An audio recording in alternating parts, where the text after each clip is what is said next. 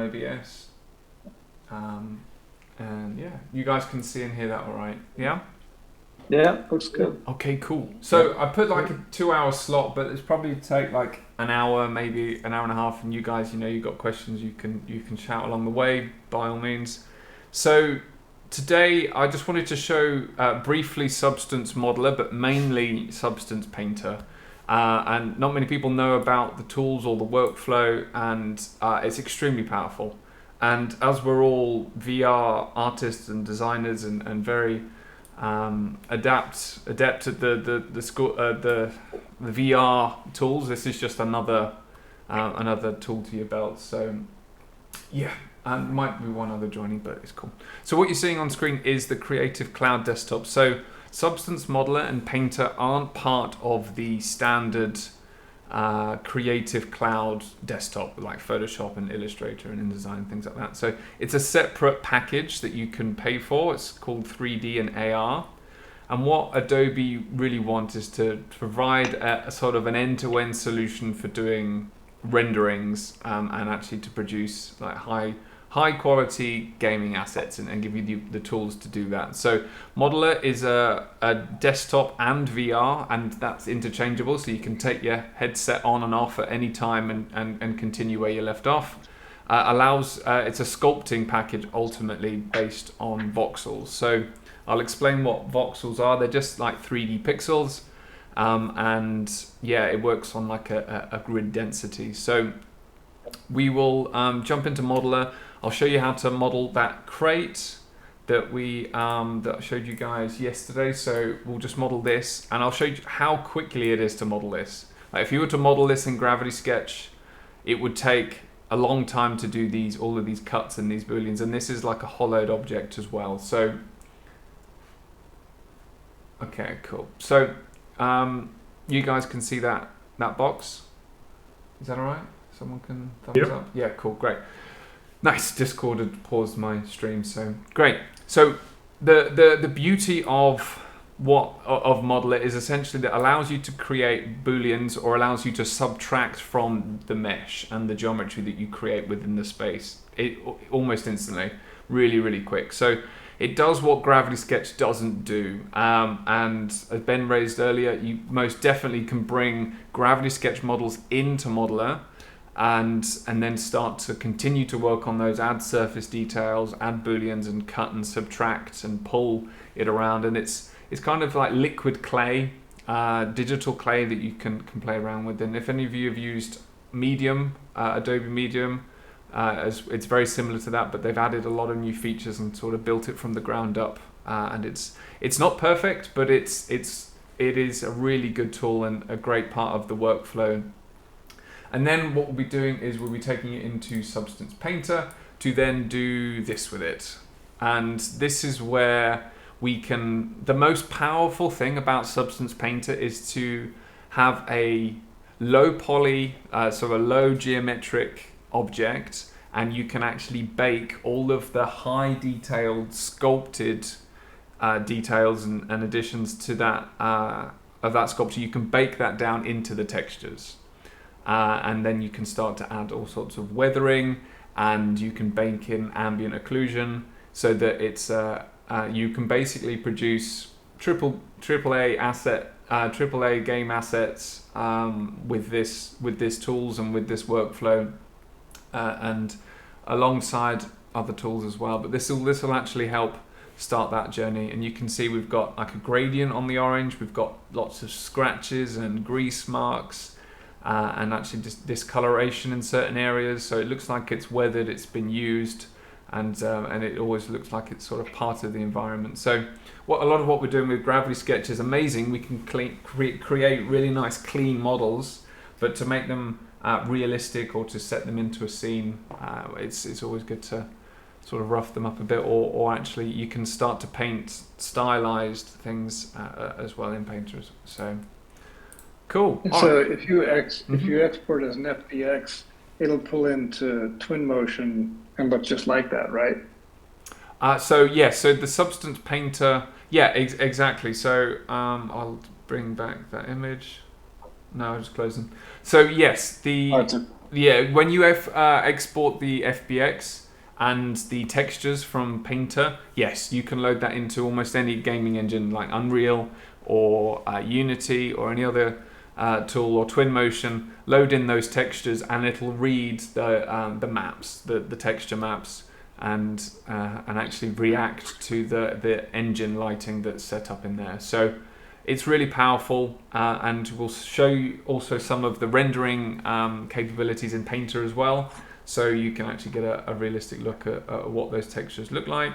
And then, yeah, then you're able to create high quality assets, and then they can be distributed elsewhere. So I use a lot of these tools to create assets for AR. So they go into Instagram, Snapchat, and TikTok filters, and they need to be very lightweight, but they need to look good and they need to be very performant. So making them lightweight really helps.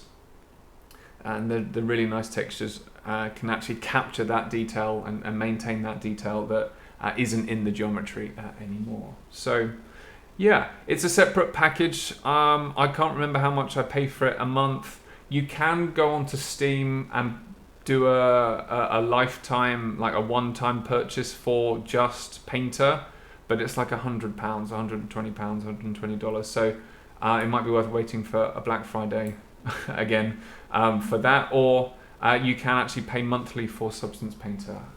Let me just see what. Let's have a look at the price list, because I'm not. If I can chime in, actually Hello. they have the sale until tomorrow, at least me in Germany. They have Okay. 40% or so. It's 20 euros per month for Amazing. the Substance Suite. Amazing, that's great. Thank you very much for that. Please, that's what's so great about this community that we've got all building. It's all these little things which make a big difference. So that's not loading. We'll just carry on.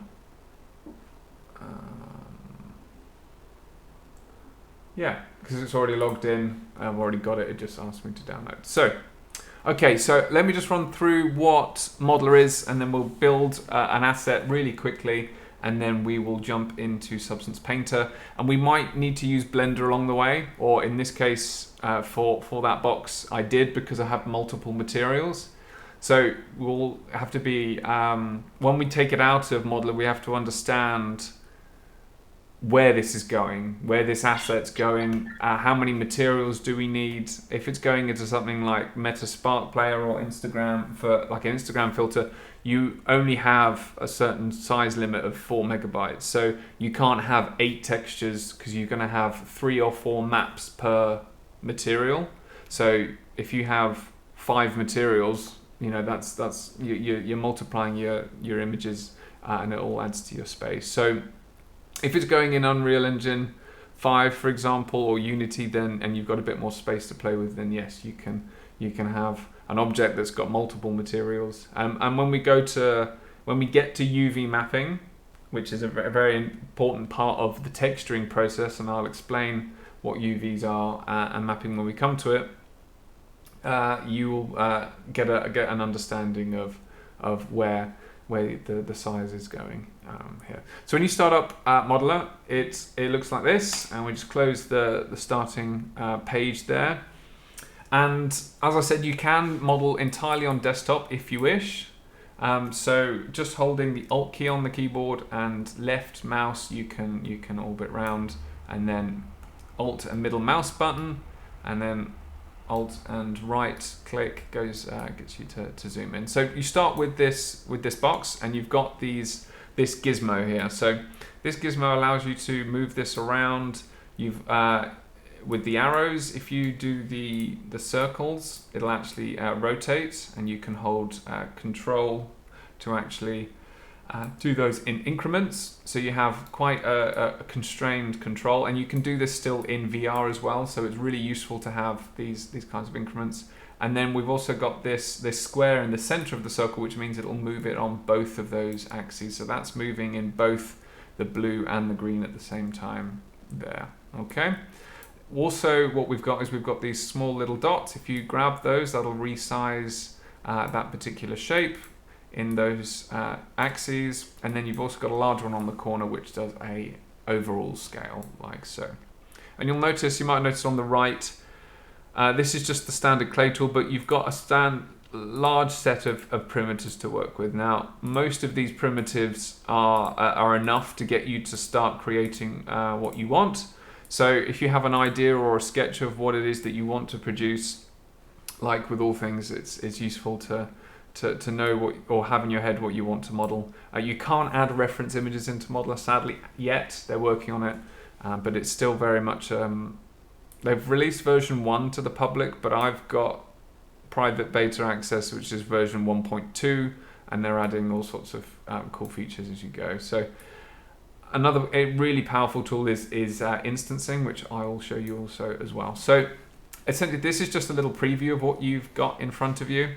I'll show you what else we've got in this toolbar. So you can change the size, whether it's a single, so when you just use the trigger on your controller, or a single space bar action here, which is the same as the trigger.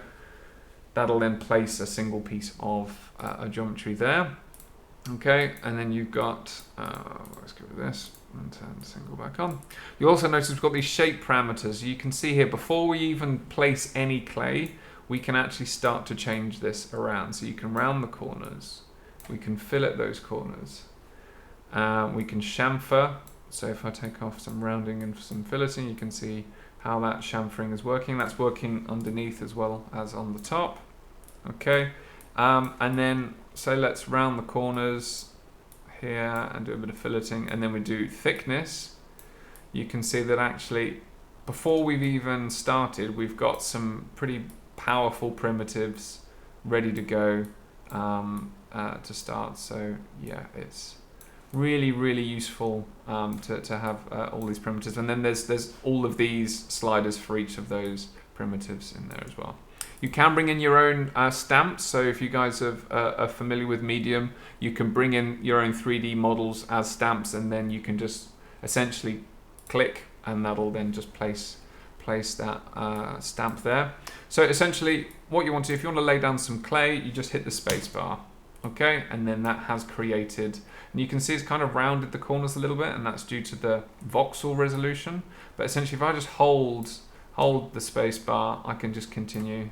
If I get rid of single, if I hold the space bar, you can see that I'm just laying down some clay.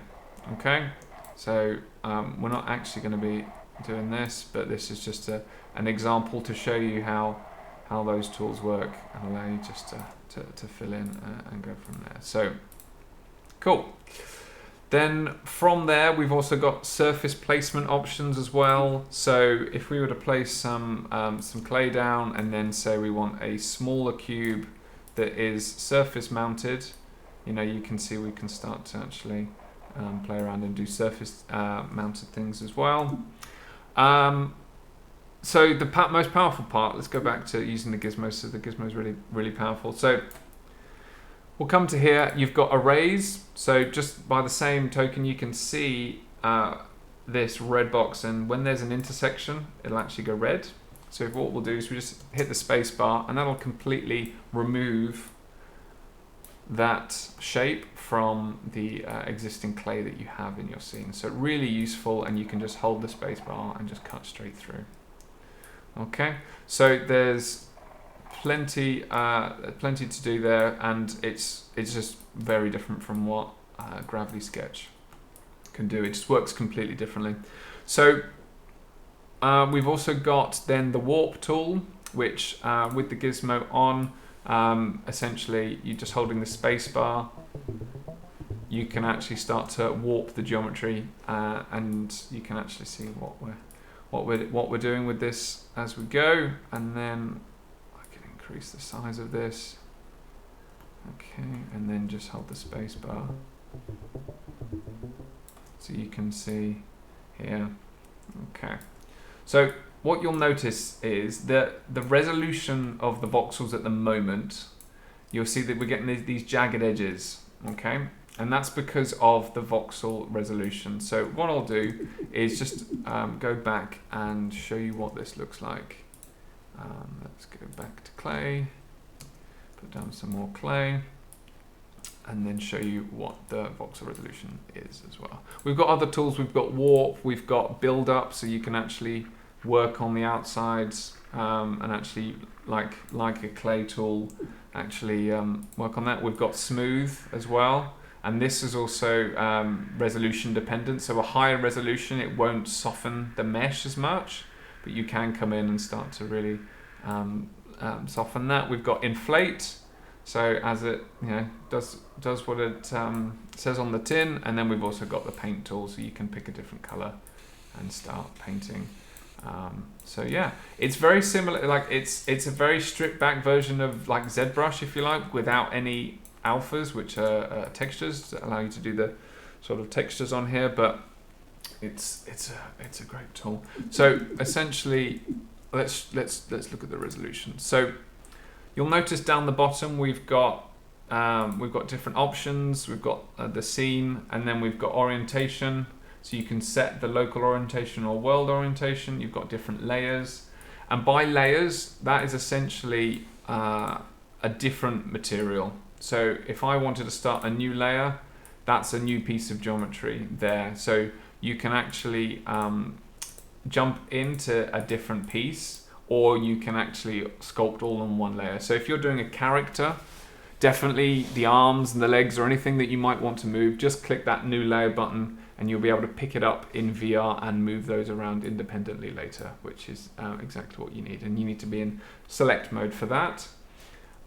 You can create duplicates. You've got flipping the section along its central axis. You can group things, and then we're going to talk about the resolution here. So you'll notice if I hover over the plus sign, you can actually see a visualization of the voxel grid. Okay, so if I select this box and I increase the resolution here, you can see that I've just doubled that resolution there, and I'll do it again.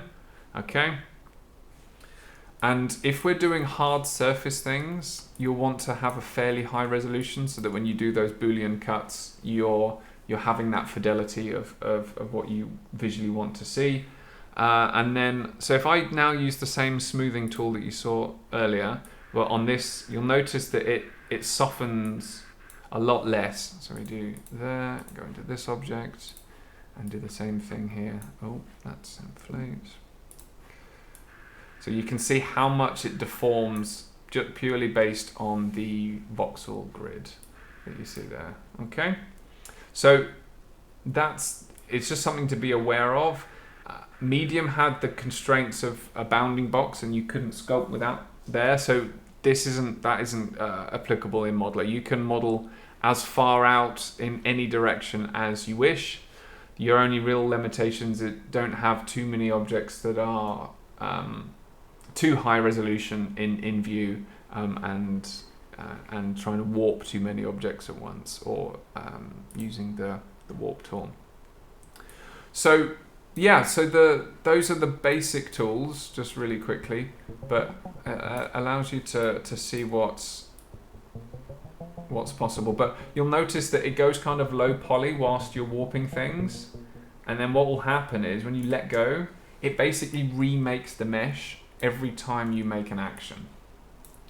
So hopefully that's clear for you guys, and that makes some sense, that every action that you do,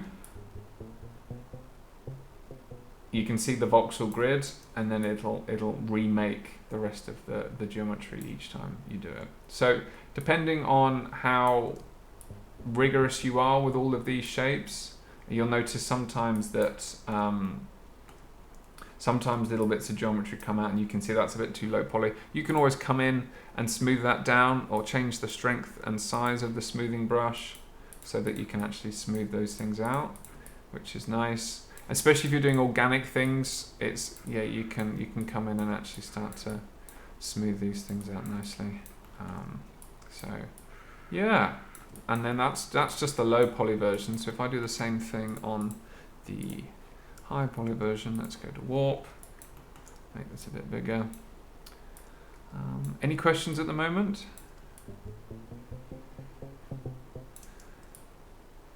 So you see that's a lot cleaner as a mesh. It's a lot like Medium. Yes, very much like Medium. But you'll notice now that it's a lot cleaner. We've got these two curves and going in and out and all sorts. So yeah, okay. Let's get started. And you'll notice if you stretch something too far, this will happen.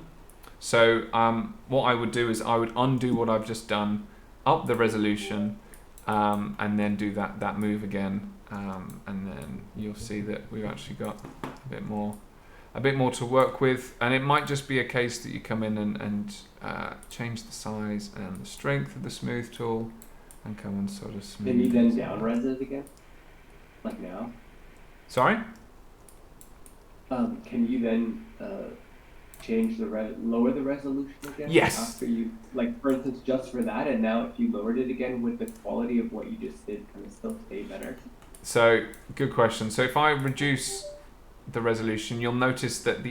Yeah, so it stayed nicer then. Okay, so you can kind of like, I moved just this one thing to be better, so then you could up it and then fix it and then kind of drop back down, right? Exactly. So it's all about being aware of, if you do multiple layers of, and think layers is not as Photoshop layers, but they're just different items within the scene, then yes, you can keep most things fairly low or mid poly in your resolution here, and then actually add higher detail items on top as a new layer with a high resolution. So yeah, so it won't maintain that quality. And what we'll be doing, the process, what we'll do is we'll do a fairly high res model, and what we'll do is we export out of model a low poly version and a high poly version, and we'll put both of those into Painter.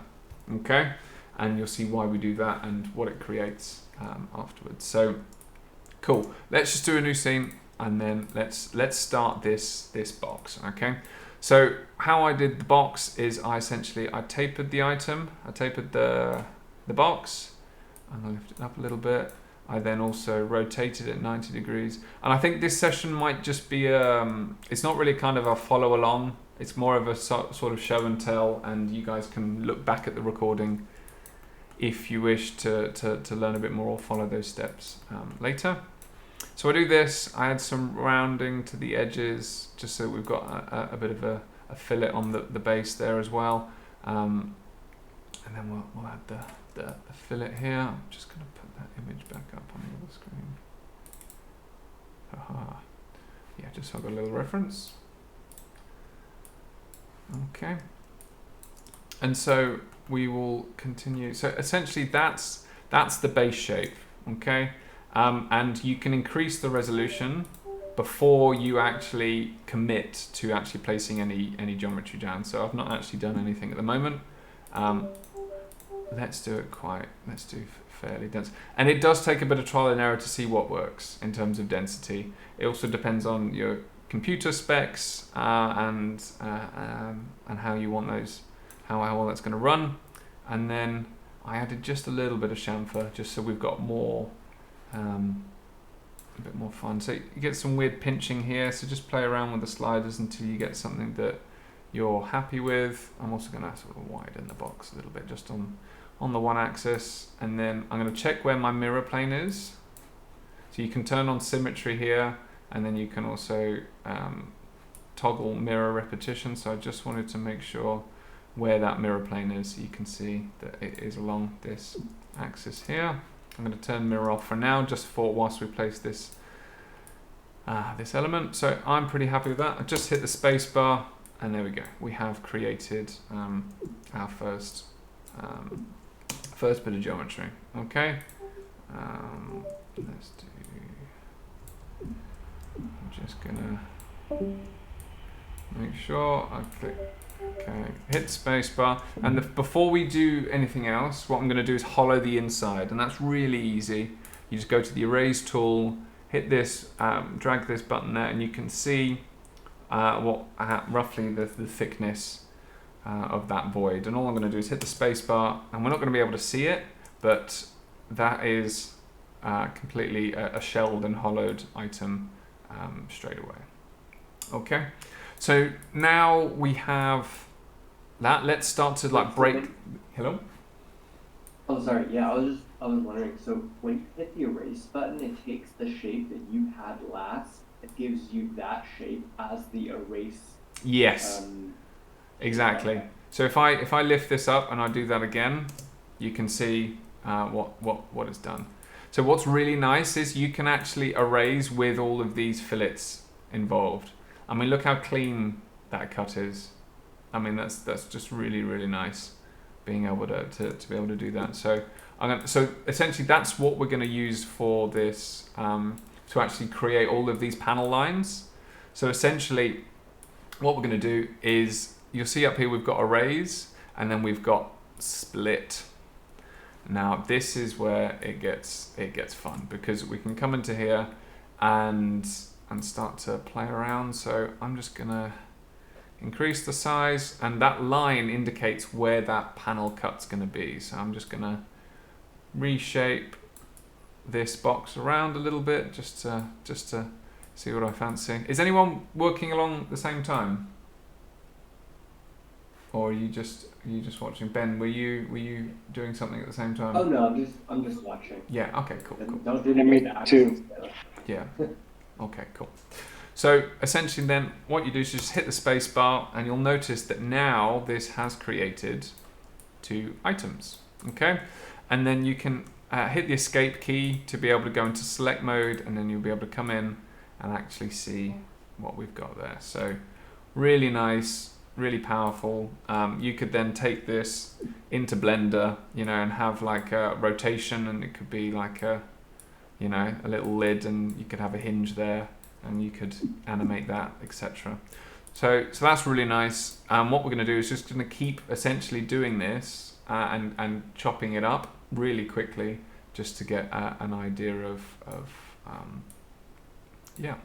just to get us what we want. I had a question. Does Modeler have transforms like Medium does, so that you can basically bring in, kind of pivot points in essence, and then nest your part in that, and it'll rotate around that?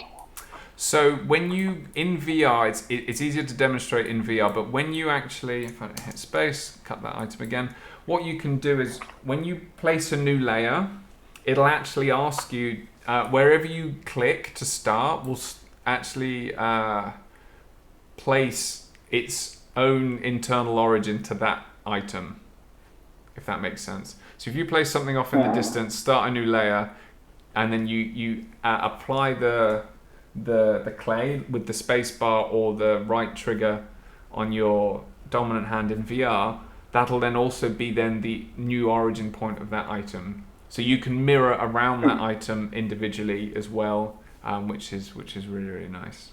Does that answer your question? So can you move the origin point then, like if you want to put a hinge point in a certain place? It's difficult. What you would do is you would move the object around the origin as opposed to moving the origin. If that makes sense. Okay, yeah, that works too. So like in Medium, you have these, basically it's a transform, I think is what they call it, and then you put your layers under that, and then it'll rotate around that, and you can nest them so that you can have forward kinematics and have whatever, a robot arm or something that swings from the shoulder. Yeah. Kind of thing, and all the parts go. And I wondered if it had that kind of layer stacking capability yet, or is that still in development? So what you do is you would actually group your items to kind of do that, and then move its origin of that layer. So what's really nice is the group functionality, and then that's also where you can do instancing. Now, I know where it is in VR, but not on. I'm not a big desktop user of this, but I will find you a. Yeah, where is that other option? Cool. Yeah, so I'll build this, and then I'll show you where the instancing is. I'll find that for you, because there is another menu. Question is what's the key to do it? So I'll get that for you. So essentially now we're just going to add a couple of extra bits. So I've just done the front and back pieces, and then now what I want to do is do the side pieces. So just change the size of it, bring it in, and then so a lot of this is just by eye. There's no dimensions per se at this point. It's just sort of quite. What's determining the thickness of the slide? So at the moment that it's just a single slice plane. You can come in and use the smooth tool and actually increase that fillet and that bevel, but it's just a thin, very thin slice. It's not actually predetermined. Okay. Yeah, you can't. You could change this thickness. You see that there? Oh yeah, okay, that did it. Okay, yeah, I was just curious about that. But Yeah. There it goes. Yeah, so we'll do that actually for these.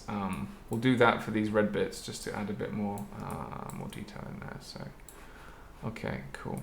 Which is just great that you can just go boop, and that's that. That's in there. That's done. Okay. Cool. So before we do that, we switch on mirror. Okay, and then when I hit the space bar, it should do it on both sides. Ah, no.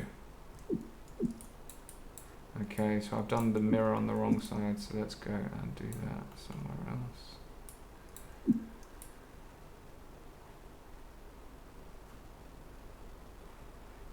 Yeah. Okay, so we did that. I want the mirror. Ah, yes. No, I've done it wrong. Hold on.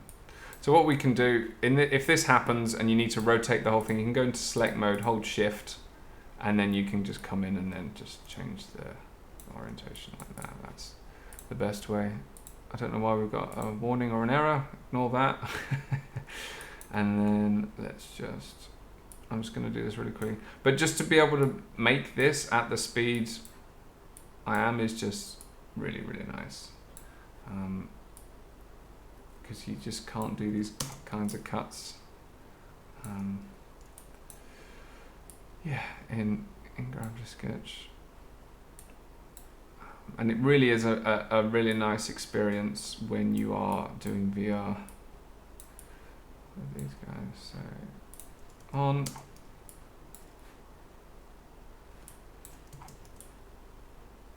Why are you not doing it?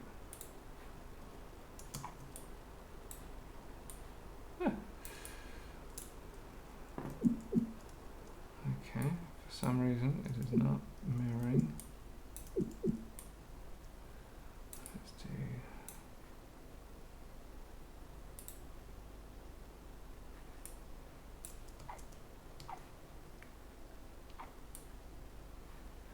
Okay, for some reason I think that's probably what that error is. Mirror's not playing ball. Anyway, let's just crack on. So we're just going to do a simplified version at the moment, just so we can get into Substance Painter. So let's go up and do this, move that over here, and yeah. Let's go back. And undo doesn't undo the gizmo, which is really annoying, but we will just have to run with that. So we'll add the thickness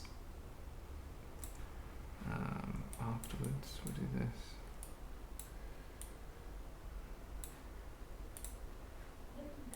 This is so cool, and it's just making me so jealous of all the people that like learn these methods in university. You know, instead of having to, Yeah. I don't know, like starting at this point is just so much more intuitive, and it's just so cool. Yeah, like it's amazing what's possible now, the tools that are coming out. So we'll cut that, and then we'll do the same over here, but make it thinner, like so. Just so we got a little something there. Cool. They look like hinges that would come out, and we'll go like that. Okay, cool. So essentially, you can paint it in here, but the vertex colors I can't get to work properly in Blender. So that's potentially one future workflow is you can come in, go to the paint tool, so select this item, go to paint, pick your color, and then make a really big brush and just click. Single click, and there you go. You can paint away if you wish. So this is looking really nice. I'm really happy with the geometry. If I come here and click this, start to move it out, we can see that we've actually got some really nice lines because we've increased the resolution. And it's better to work high poly. And things like Unreal Engine 5, where they're using Nanite and other amazing tools to basically support high resolution meshes, so you don't need to produce a low poly version and then bake all the details on. You can just basically throw this in painted.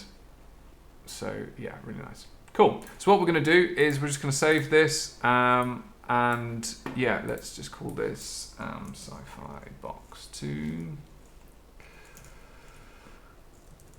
Okay. Once that's saved, we're also then going to go to File, and then we'll go to Export. And so the export settings here, you can just pick your format. There's quite a few different formats, which is really nice. So you can just go straight to GLB or GLTF and then do whatever else you want. I prefer FBX. Painter takes that, but also it's just what I use.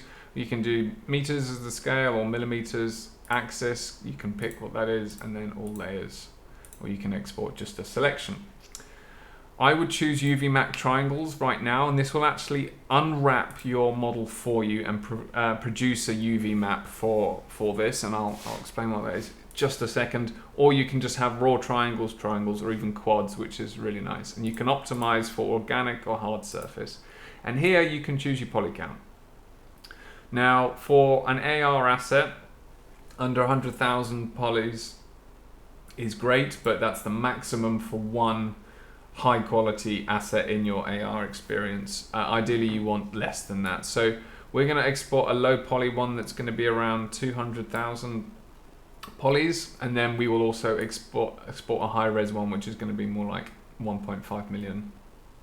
And you'll see what we'll be doing with those. Okay, so I just leave everything as normal. There is vertex colors embedded, but as I said, I've not got that workflow sorted. So we just click export, sci-fi box 2, and then I'm just going to make sure that this is called low, just so we've got a difference. And then that is now decimating. So what that is doing is that is exporting, that is essentially taking that very high resolution voxel grid, it's meshing it, and then it'll decimate it, which is essentially a way of reducing the polygons into something that's a little bit more manageable, but along the parameters that we've set there. So what is UV mapping and why do we need to do it? So the best example, and it's festive, is this. So this is the best way to explain what a UV map is. You've got your 3D model on the right, and a UV map is essentially this. So it's a perfectly square texture that completely wraps around your 3D model. And you'll notice that the bits on the side of the UV map, they'll actually circle all the way around and they will join at the back. And that seam, which is these two edges, will actually join at the back and run like that. So really, you'll see this is quite a nice example of how UVs work. And then what we're essentially going to be doing is painting. We can paint on this 2D texture in Painter, or we can do it directly on the 3D model and see it reflected in that 2D texture as we go. So yes, what you'll notice, Modeler doesn't do a great job at doing the UV maps, and you'll see why, and we'll take it into Blender and we'll actually improve the UV maps. So what it'll do, it'll basically create what are called UV islands, which are just chunks of the model. Okay, so like chunks of this model will then produce like a little island, a flattened island here. And the idea is for us to get the most quality on our 3D model, we want to have those UV islands as big as possible. So when we get into Blender, you'll see more about those UV islands as we go. So that export's done, which is great. And then whilst we're moving on to the next program, I'm going to export a high version of about 1.5 million polys, which is a ridiculous amount of polygons, but what we're going to do is we're going to bake that lovely detail that we've got here and put that in there.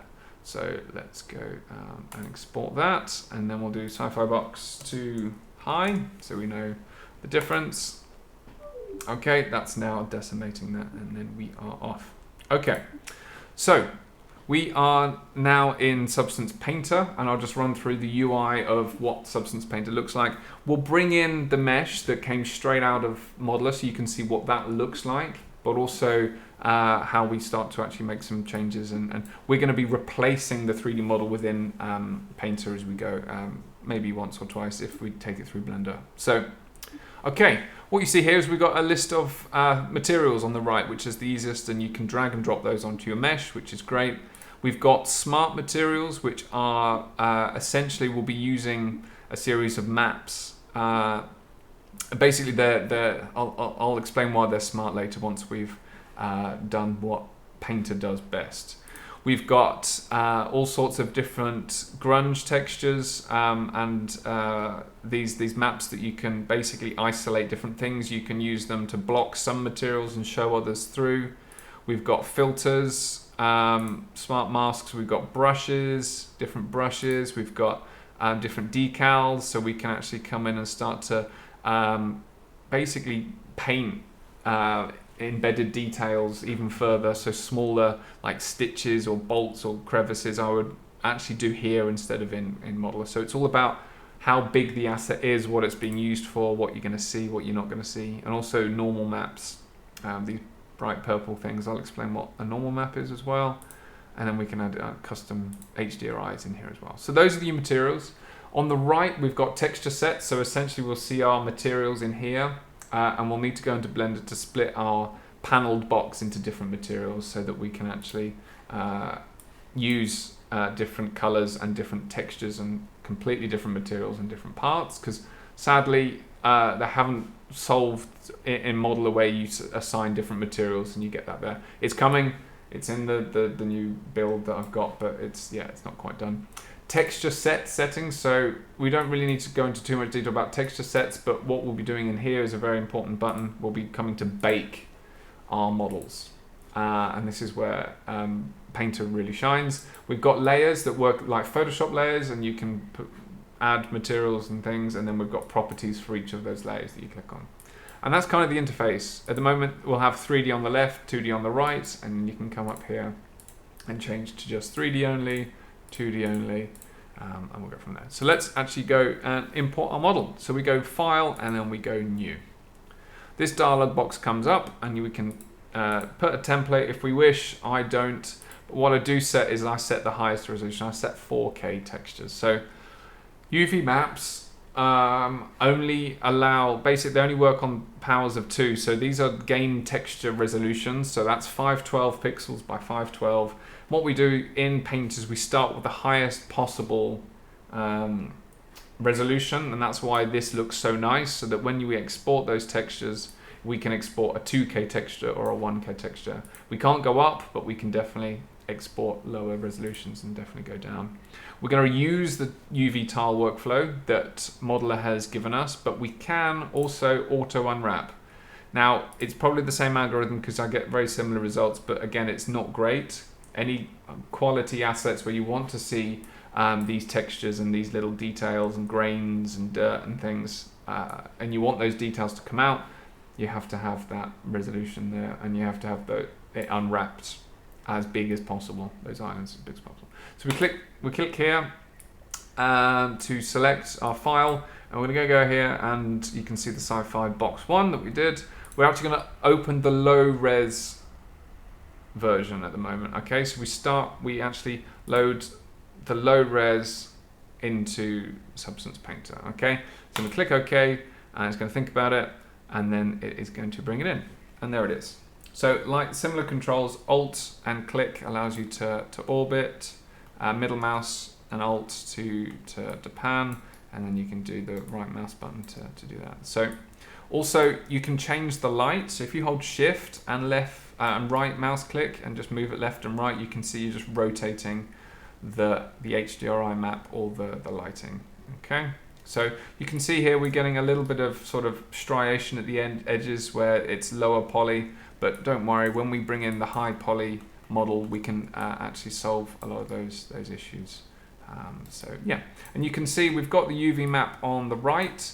These are the UV islands I was speaking about, and it's not done too bad a job, to be honest. They are getting better, but this is just a weird long shape, and if I wanted to put like a wood texture that has a grain, it'll actually start to not warp that grain, but the grain wouldn't follow straight. So if you want complete control over the direction of certain materials and how they look, then yeah, you can I just have this Discord that's literally just full of artists that are always more artists, but this artist doing a live stream, just doing something. Hey Michael, how you doing? Oh, is my mic on? Oh God, hey, what's up, guys? Hey, glad you could join. Good to see you, man. Good. I just got this morning, getting online. Nice. So we've just modeled this in Modeler, which is a really great voxel sculpting tool that also does VR. That's just exporting a high poly mesh, and we've just brought this into Painter. So you're here for the Painter bit. So cool. Thanks. Feel free to mute yourself if you want to chat in the background. I'm also recording this, so anyone else can rewatch or can catch up. So you can see what we've got here. Now, what I'm going to do is demonstrate what Painter does best. So what we're going to do is run the baking system, and what that'll do is that'll analyze the mesh, okay, and produce a series of maps. Okay, it'll produce a base color, a metallic, roughness, normal map, and then we've got a couple of other height maps, etc. And these all do different things, and I'll show you what they look like once it's been analyzed. But it's really cool to watch, and you'll see what we get. So at the moment, we've got one texture for the whole of this object, and that might be fine for what you want, and we will have a look at that. So you can see it's called default material. That's now available in the texture set list, and then we go to the texture set settings. We've got different sizes, and we scroll down, okay, and then we've got bake mesh maps. So essentially this, if you do anything in Painter, hit this button first, and you thank me later, because click this, and what we do is we just select a few options. Now I'm just going to pick my optimum settings, so again 4K textures. Everything else I'll leave for now. We will come back here and add our high definition mesh in here for the baking process for normals in a bit. What we're going to do, ambient occlusion, I just up the secondary raise a bit. Curvature, you'll see what these maps are later, and then we've got thickness as well, so we will do this. And then all you do is click bake, selected textures, and watch the magic.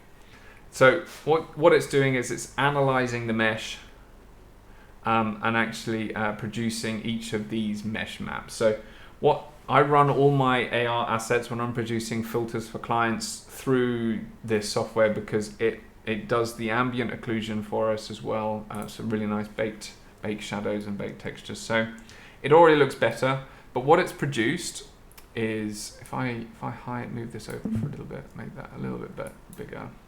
What this has actually produced is, if I go here and show you, we haven't got a base color on it yet, but we will do. If we go normals, so normals are essentially, this is like a standard surface color, and if you want just a texture detail, a little indent or a scratch or a bullet hole, you would add it to this, we'll add it to this normal channel. We've got world space normal, so you can see here, it's essentially a light from every direction, and that's a way of the model understanding the directions of the surfaces. We've got IDs, so again, if you wanted to color things, you can use IDs to do that.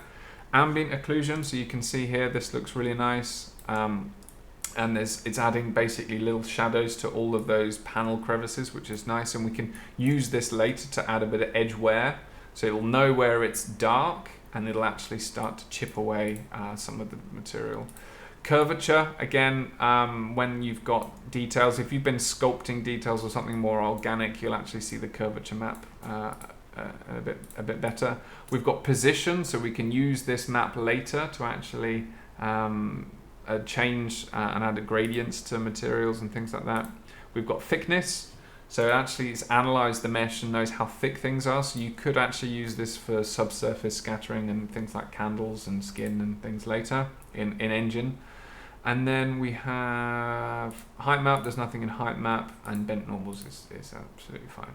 So if we go back to material, and then essentially what we're going to do is go to, got your texture set, and we've got the layers here. Essentially, or you can just drag and drop material straight on.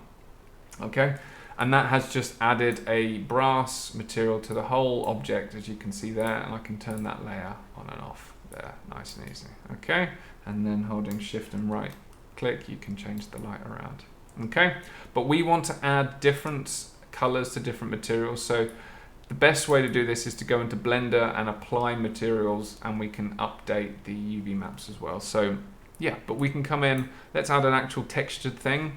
So you can see here, this is a carbon fiber texture, and you can see that it doesn't have, because the UV seams are all over the place, you don't get a nice continuity of that structure. So if we've got this carbon fiber material, and we actually go up to the properties, whichever layer you have selected, you see the properties will change. And we've got this here. We can scroll down and you can change all sorts of parameters. You can change the roughness, you've got different color values. We can change whether it's more metal or not, and then what we can do is actually increase the tiling to actually make it look a bit more carbon fiber. So you can see here that what it's actually doing is it's doing not too bad a job now that we've actually increased the tiling. So you could have carbon fiber parts to this, especially like on these parts here. So yeah. Cool. So what we're going to do, if I wanted to, I can actually now paint over, I can essentially have the brass underneath, okay, and let's actually look at the painting aspect of this. So what I'm going to do is I'm going to add what's called a black mask to this carbon fiber layer, okay. So you come here and you've got all sorts of options. You can add a paint layer, we'll add generators later, but you go to add mask and you go add a black mask. Okay, so that has blacked out the entire thing and basically hidden that entire carbon fiber material. And now what we're going to do, we've got a paintbrush selected. We can actually start to sort of chip stuff away on this. But another thing I want to show you before we do that is using this black mask. I'm going to add a generator to it, and this is way more cool. So we add the generator and we say that we want to add something like this generator here, and you can see now that what it's doing is it's actually revealing some of that carbon fiber that's on top of that gold. Okay, so you can come here and change some of these sliders to actually increase or decrease the amount that's actually happening. You can change the seeds, you can change the size, the scale, the drips, etc.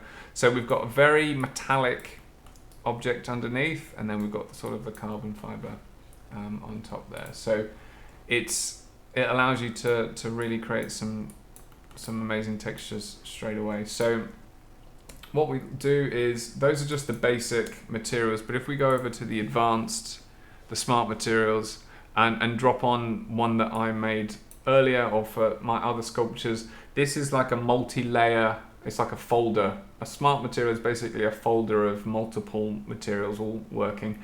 And what this is doing, this is actually reading the curvature map, the normals, the ambient occlusion, and what that's doing is adding like a layer of sort of rust over the top of that item there. So if I expand this, I've got loads of things happening in here. So the way that I built this is that I can come to the bronze armor, change the metal edge wear, and then I can come to here and just, let's completely invert that. So you can see what we've got here. So it's really powerful procedural texturing package that allows you to really come in and play around with this. And you can see what that texture now looks like over here. So yeah, and so if we wanted to paint over the top of this, I would just add a new paint layer. Let's just do this, drag it above, and then select a different material, okay, like we've got here, okay, and then you can essentially just paint straight over the top. because this is looking at what's below, you can see that it's still got the normal information or the height information that material below has got. So if I remove that, you can see that I'm just painting straight on and it's nice and smooth, and off we go.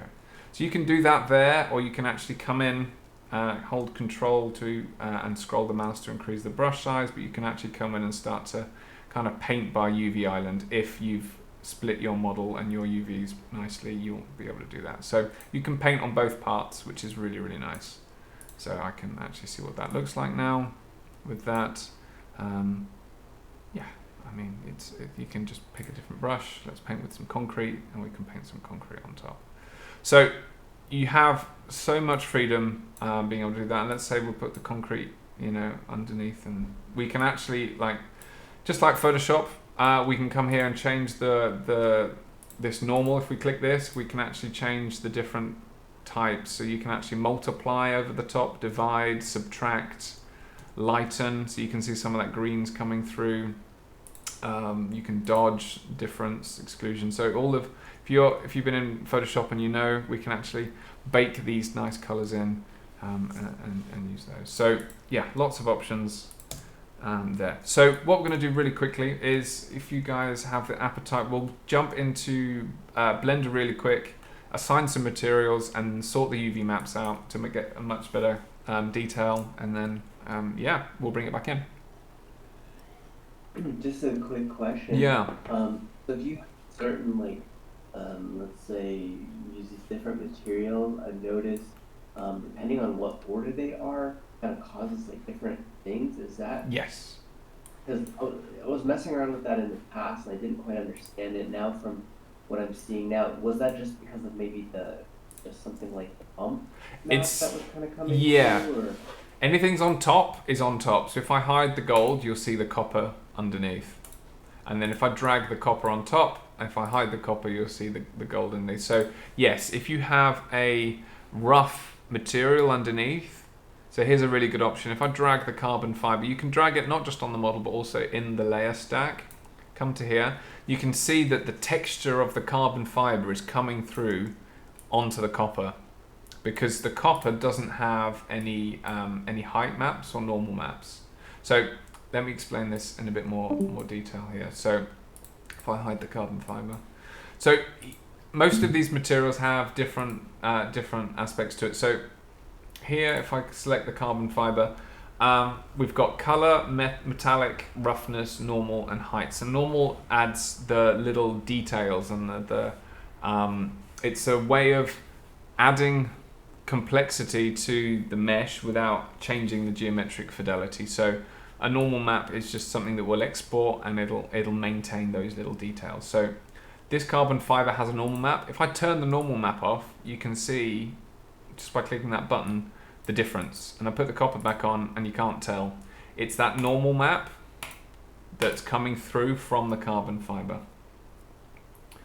Does that make sense? If I put the gold on, put it above the copper. No. Okay, so I was pretty close. Sorry, real quick, what was the difference between normal and height though? So height maps are very similar, but they're black and white maps that add an extra level of detail and allow you to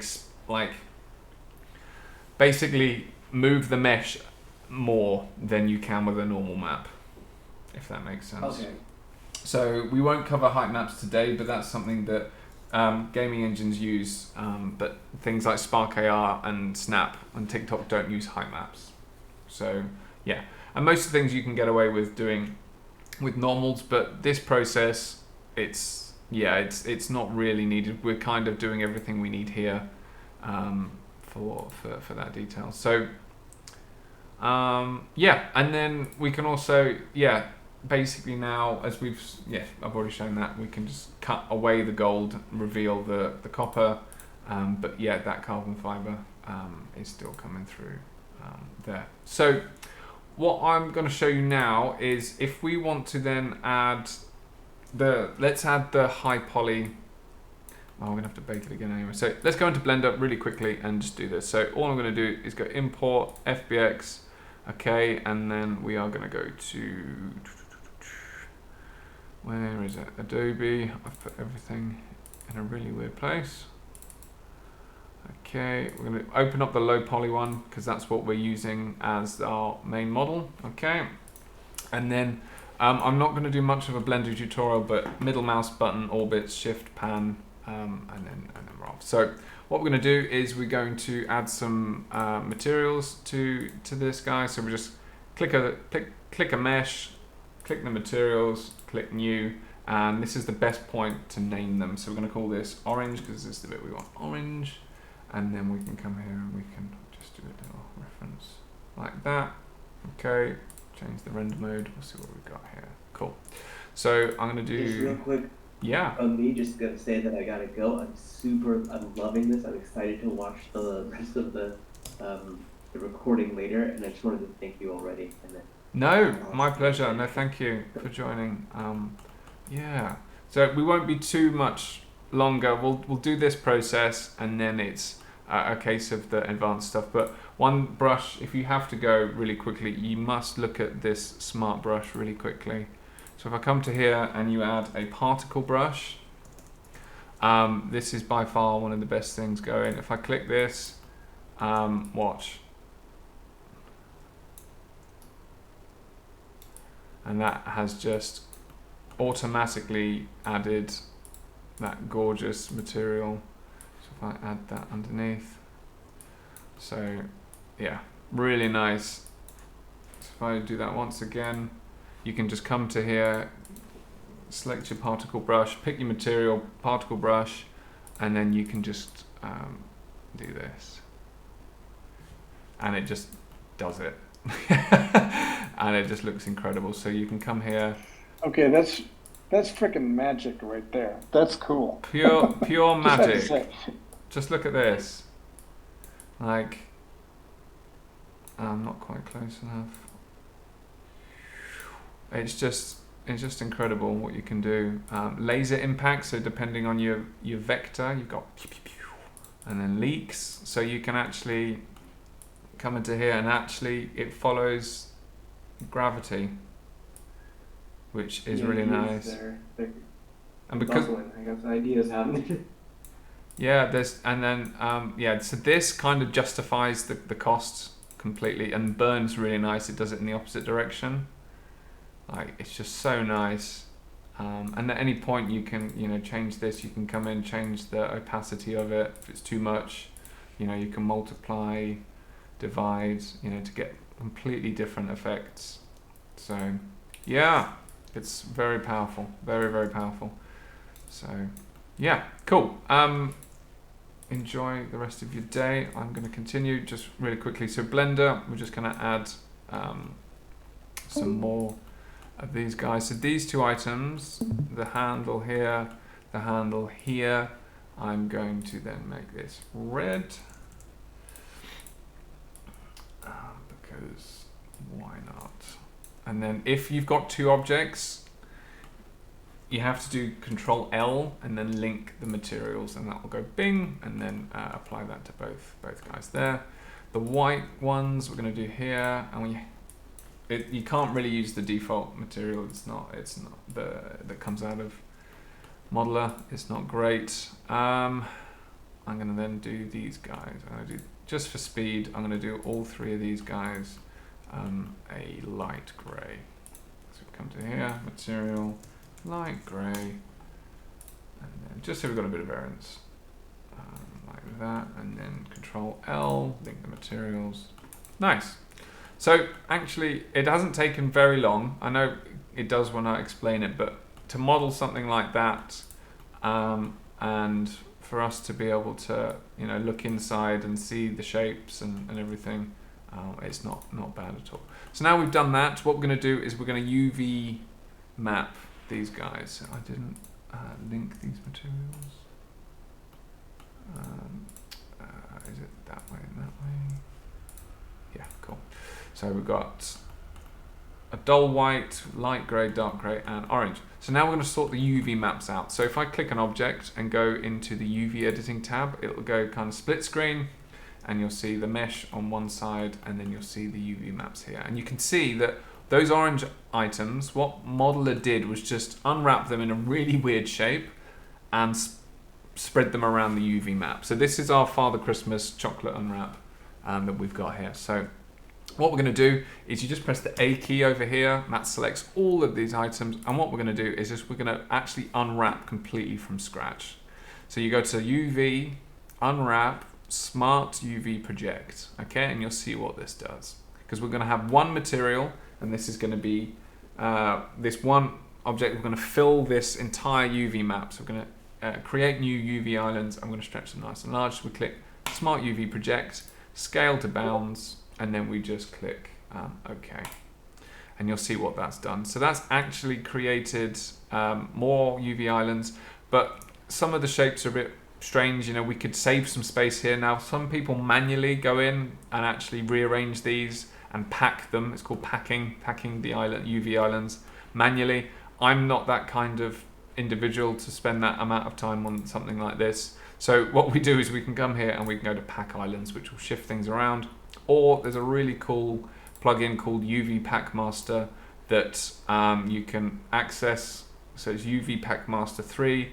And what this does, if you click pack, what this will do is you'll use your graphics card and actually do several iterations until it's as packed as neatly as possible. So really happy with that. And then we'll stop there. So you just hit escape to stop, and then we can press hide that back. So you can see that that's packed that really nicely. And what we're going to do is just scale all of these down just a little bit, because Substance Painter hates it if there's any vertices right on the edge. Cool. So that is a really well packed UV map for our orange material. And now we're going to do the same for all of the others. So each window has its own options, but essentially we're in edit mode for the 3D view. Go to object mode. That allows you to select another object.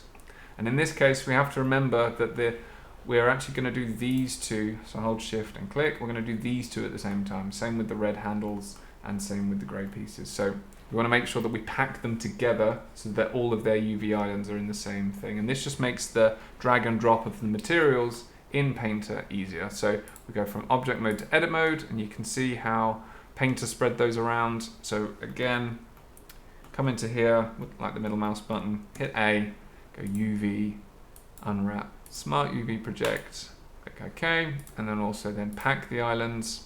I think that's fine. We're going to scale these down a bit more. Okay, and then yeah, then that's done. So I'm going to go kind of like full speed now, just really quickly. So if you guys have got any questions, feel free to ask. Please, I want this to be quite open.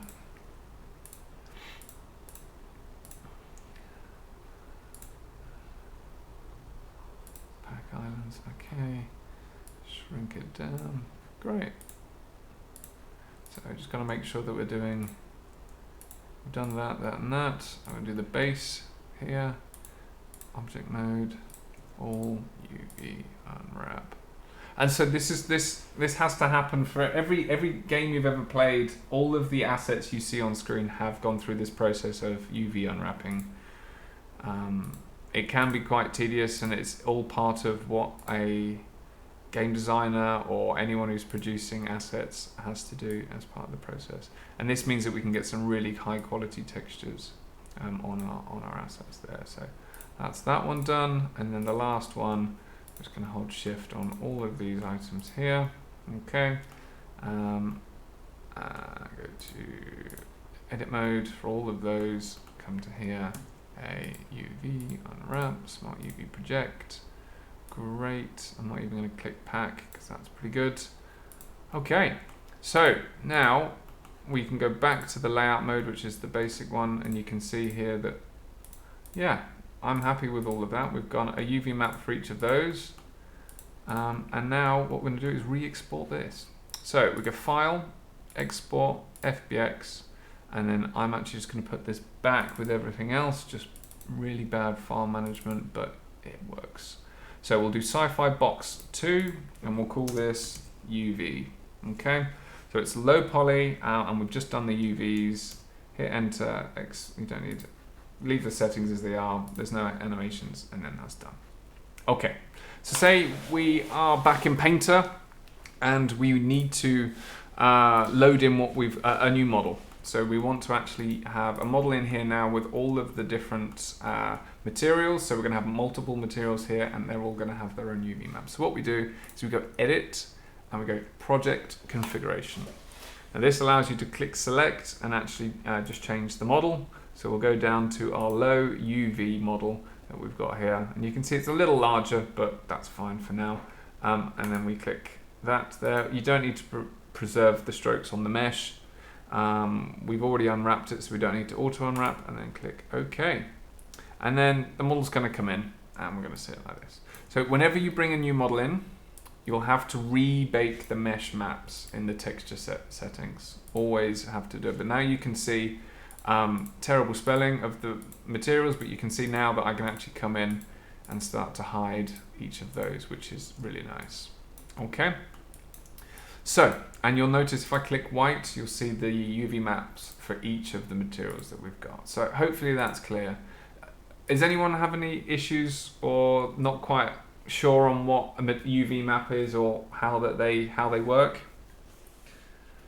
Just wanted to make sure you guys are all up to speed. All thumbs up? Okay, great. So now what we're going to do is we're going to rebake the mesh maps, but we're going to do another thing. So before we mentioned about this high definition meshes, and we actually exported a high definition mesh. So now what we're going to do is, this is the real, if we wanted to, we could come into here, if we wanted to, like that high res mesh that we had earlier, I could do surface sculpting, I could say arrays, and I could have like a really small, I could essentially do this. It looks terrible, but I could essentially do this and then bake that high, with the high quality mesh into a texture onto the low poly mesh.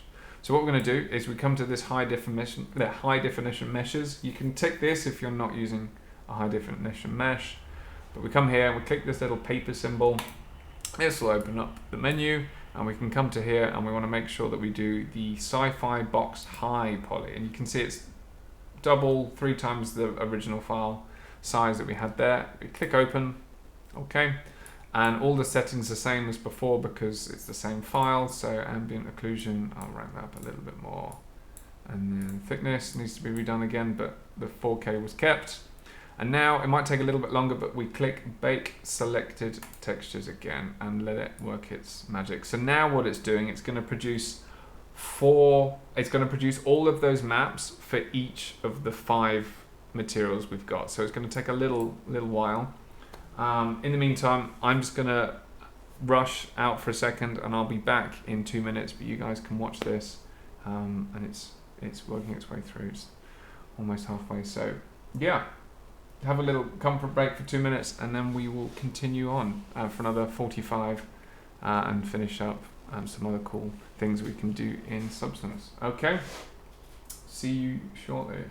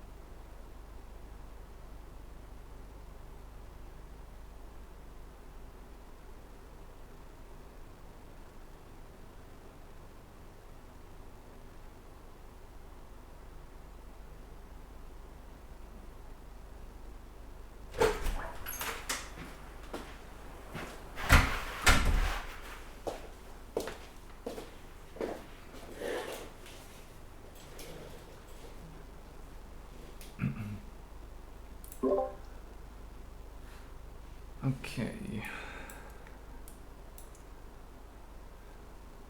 Okay, guys. Back. If you guys are back, we'll carry on. Alright, so you'll notice what's happened here is things have gone grey. Now, if this happens, the reason why we've done this is to demonstrate so that you guys can troubleshoot as well. Sometimes this happens, and the way that I've found this is you can either rerun it again, but you'll notice some of the maps are actually missing, these little previews. It's not actually done the normal maps properly. So the way that I've combated this is go back to Blender and actually import that high-res mesh. Okay? So we go Sci-Fi Box 2, high-res, import this in. Okay? And what we're going to do is just apply the materials again to the high-res mesh. So we'll select the low-res mesh, okay? Shift and hitting the I button will actually remove that. And what we're going to do is just reapply these materials on here. And this just helps Substance Painter to know what's what. So we've got then the white here. No, we don't. We have the orange here. We have the white on these two objects here. Again, we have to do the link materials. I think it's to do with the linking of the materials, just gets in the way. So we do red, Control L, link materials. We'll do the dark grey down here, and then we'll do. Okay, we'll do that then. Light grey, like so. Cool. So now what we're going to do is select everything. You see how dense that mesh is, it's crazy. And we go File, and we go Export, FBX, and then we do High. I'm just going to call this one Matte, because it's got materials on there. Okay, and that'll then export that high poly mesh with the materials on it, so it understands how all of that works. So we're going to wait for that to export. Once that's done, we're going to go and rebake those mesh maps, and then we'll be able to go in and create some things there. So if you're aware of ahead of time, before you start a project, of how you want to texture it, or that you're going to run that asset through this process, if you're doing a character, for example, you could do all of the skin of the character, the arms, the legs, if it's, you know, a character wearing shorts or something, the neck and the head, all in one layer in Modeler, okay? And then you can then do the clothes on another one, shoes on another, hat on another, for example, so that you know that you can actually have, if you want, different materials on each of those objects. So I'm going to close Modeler now. I'm happy with all of that. We've saved it. Okay, close that there. Okay, great. How's Blender doing? Okay, so let's go back to Bake Mesh Maps, and then go to the high definition meshes again. If you click on it and hit the little minus, that will remove that one, because you can have multiple meshes included for different materials. Click this, and then we just have a look and see if this guy here, see if that's finished in Blender. Yep, that's finished, great. Click this new one, click OK, and then just double check we've got the right sizings for everything, and then rebake those mesh maps. So fingers crossed. When I ran this yesterday, it all worked fine. It's looking good actually as it's coming in. So yeah, it's I've tried using some tools in Blender. I'm not a big Blender user. I've been using 3ds Max for like 10 years now. So I actually use 3ds Max to reduce the. So this low poly model isn't that low poly, so what I would do is actually take it into Max after doing this texture work and actually reduce the polygons further if I wanted to. Depends on what it's being used for, what it's needed for. And yes, but Greg, you wanted to see the instancing stuff, so I'll have to show you that afterwards. I have to figure that out, but this is nearly done, just 4 more maps to go, and then we'll see that it's a lot cleaner because it's reading the normals from that high poly mesh. So really good workflow to be able to put those details in. You can see it's come out nice and white, and we've got all of those maps in there. So this works really well. Now's a great time to save it. Let's say that as software box number 2. And now we can really have some fun. So now that we've got everything set up, we've modeled it, we've UV unwrapped it properly, and we can now come in and start to actually paint and have some fun. So we're going to reduce these down a little bit so we can see each of these. So the orange material, I'm going to go to this guy here. I'm going to scroll down. One of these that's a default is called machinery, and I'll just drag this on, and you can see it'll load along the bottom, and you can see what we've got straight away. So it adds dust on top. It adds these scratches. I mean, just coming in here and seeing like this amount of detail, like this is if you exported a 4K texture and this was like a hero asset for a game you were making in Unreal Engine or Unity, then yes, you would see these details. But if you're going to be exporting these as a 1K texture, so a quarter of the size, 124 pixels by 124 instead of 4,000, you do start to lose some of this detail. So we'll click the folder to expand this, and you can see what this material is made up of. You've got rust that you can turn off, you've got dust you can turn off, dirt layer, you can see that it's affecting the roughness values, and then you've got the metal base. So I'm going to turn all these back on. Under metal base, under properties, we can scroll down and we can pick the different color. So this is where we can come in and do a nice color like this. Okay, and then you can come in again and say, well, the rust is too much. You can either fade it, or you can actually go in and change the color here. So you'll notice these masks are on here. So click the mask, and then another option comes. So if you click the mask editor, this will allow you to change how this is spread around. So I can actually come into here and change the balance, so I can see how much dirt there is. I can actually reduce it, so it can be just sort of dirt and scratches. I can change the overall contrast to make it really grimy and scratchy or less so.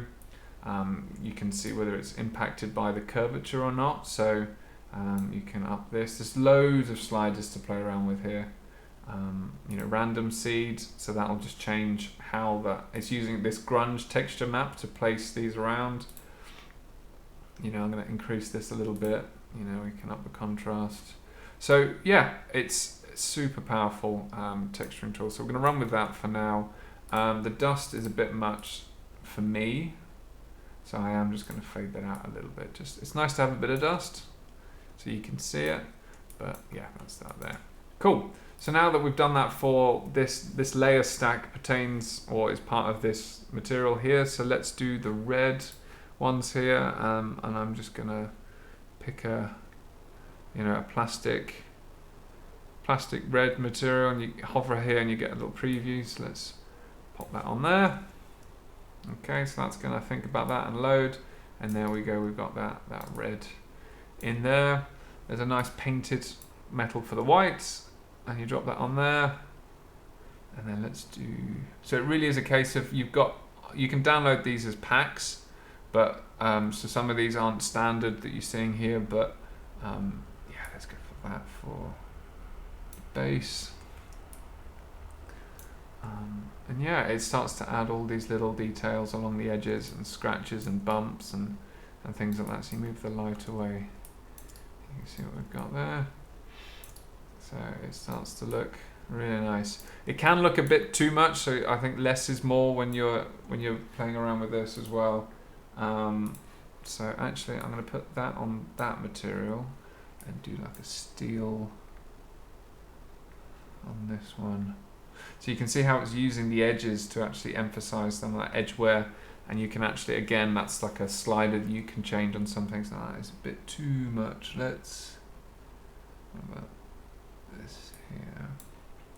And we can go in and change the scale of each of these procedural textures. Again, that's a bit too much. Let's go. What do we want? Look at this one.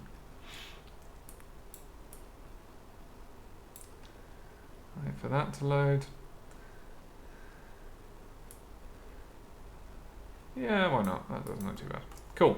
So that is essentially it for just applying the materials, and then you'll come in here and change a few things. So so you'll notice I was just adding all the different materials, and we have to come in and actually remove them from here. So it is adding them up on top of one another. So let's go to the white. I think the white's too white. So again, you can go to the painted white material, color, and then scroll to find you got channel mappings, parameters, and we want paint. Change the color. We'll just make that a little darker.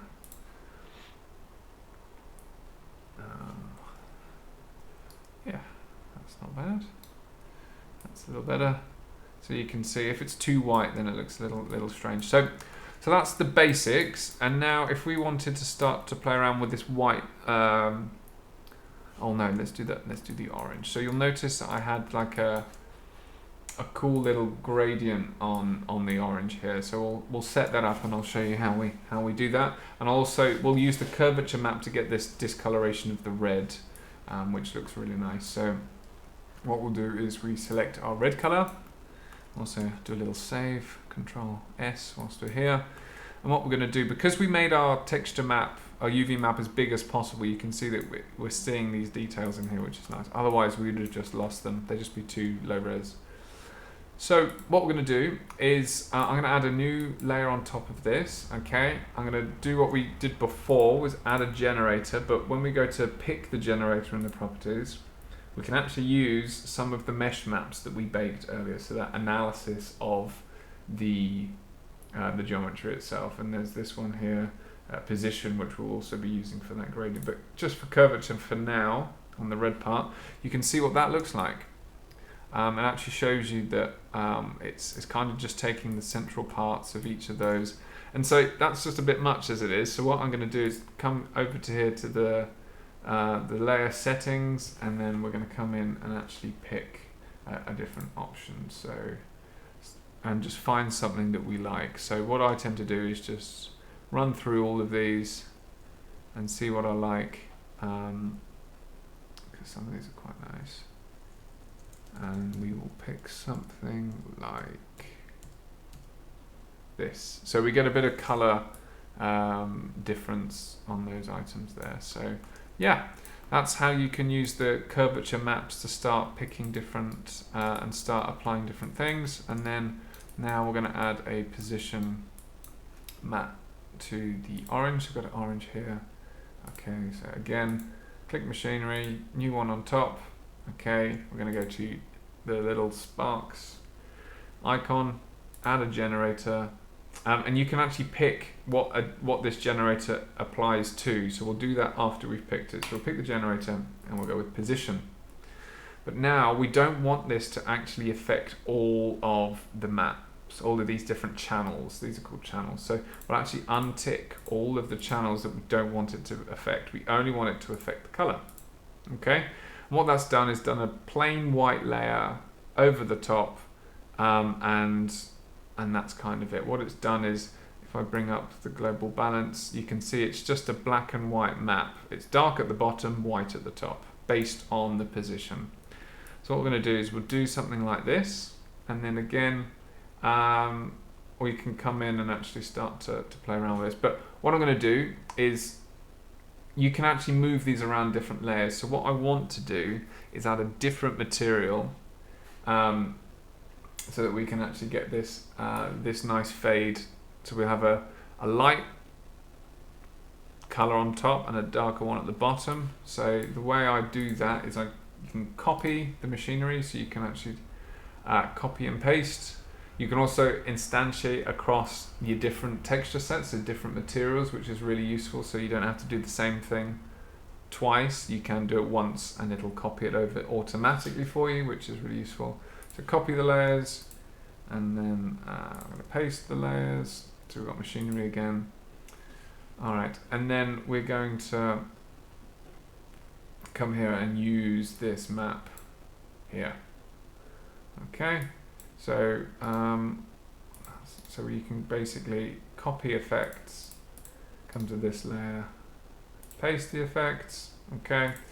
And then what we'll be doing is, so underneath, I'm going to make this the darker orange. So I go to the metal base, click here, and I'll make this like a darker orange, okay?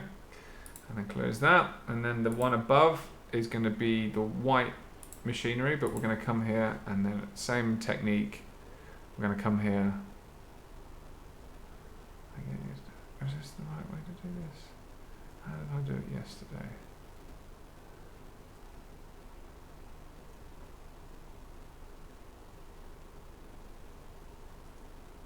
Yeah, so this technique works. I just want to double check, because if we've got the dust on top, it doesn't quite look as nice, but that in principle is the same. You're using this mask here to add more yellow on top. So if I actually hide the dust on top, yeah, so cool.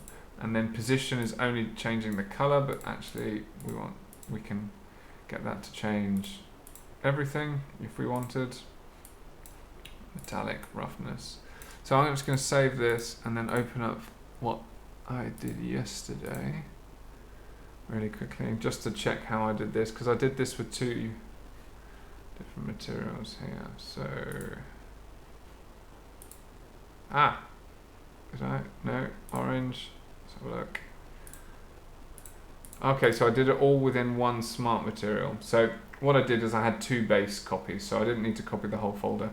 So that's pretty cool. One thing actually this is going to be really useful to show is you can actually save your own smart materials. So if we really like this smart material and we want it on this other model, we can actually just select this, click this folder, right click, and go to, where is it? Create smart material. Click this, that'll stick it here. It's called plastic glossy stained because that's what it is and that's what the folder's called. So what we'll do is we'll actually go from here, go back into our folder, our previous file. Don't need to save it, and I will go to orange. I'll remove this here.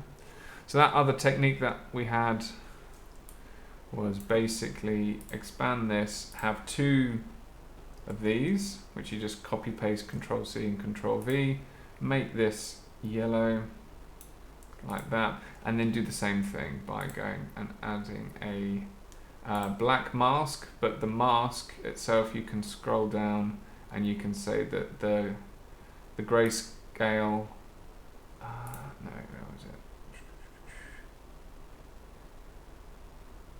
No, it's add a generator, yeah, great, and position, and then you just change this balance value here. Yeah, there we go.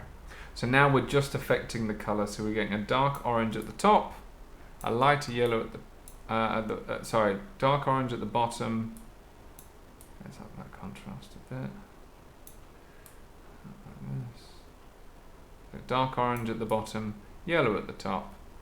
Hopefully that's coming through on stream. I'll make the orange a bit darker so you can see it a bit more. There we go. Cool. So there's so many different ways to do this and to get the right kind of things. But if you don't want that, you can just go drag and drop that smart material we made earlier, either onto the mesh or into the layer stack. And there we go. We've got exactly the same material that we had previously on there like that. So yeah, it's looking really nice. So you'll also notice here that this fabric material's got a few lines in it, and that's because of how we've unwrapped it. Now, because we used automatic unwrapping, it's never going to be perfect, but if you do want these things to be perfectly square, you can come in and add your own UV seams and make completely square UV islands if you wish. So yeah, so once we've got our finished box or whatever, our finished asset, we don't need to do anything with the low poly model. You can export. You go to File, Export. You can export the mesh, but we don't need to because we've already got the low poly one. All we want to get out of Substance Painter is the textures. So if you click Export Textures, lots of confusing things happening here, but you've got all of your materials here. You can switch which ones you want on and off. you say where you want it to be. So I'm actually just going to put a folder in here. I'm just going to say sci-fi box textures. Okay, because each of the textures make up the full material of what that is. So we click there, click select. Okay, that's your location. I then pick a template. So you can actually export the way that it looks in Substance Painter for all sorts of different engines. You've got Amazon Lumberyard, CryEngine, Keyshot, Lens Studio. You've got standard PBR, metallic and roughness settings. You've got Spark AR, Unity, V-Ray. So it's really useful to basically, you can just do whatever you want in Substance Painter, however you want it to look, and then you can export it how you need it depending on the platform you want to export to. So I actually just export to the PBR, metallic and roughness, and you can actually have a look at the output templates there. We'll do, we just want JPEGs at the moment. We don't need PNGs because we've not got any transparency.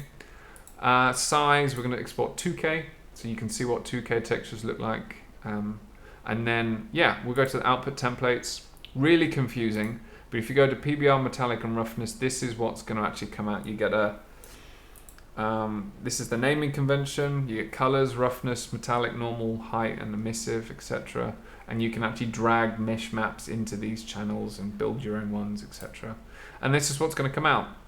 We're not going to need all of these, so I've got my own workflow here. So this one's useful for me.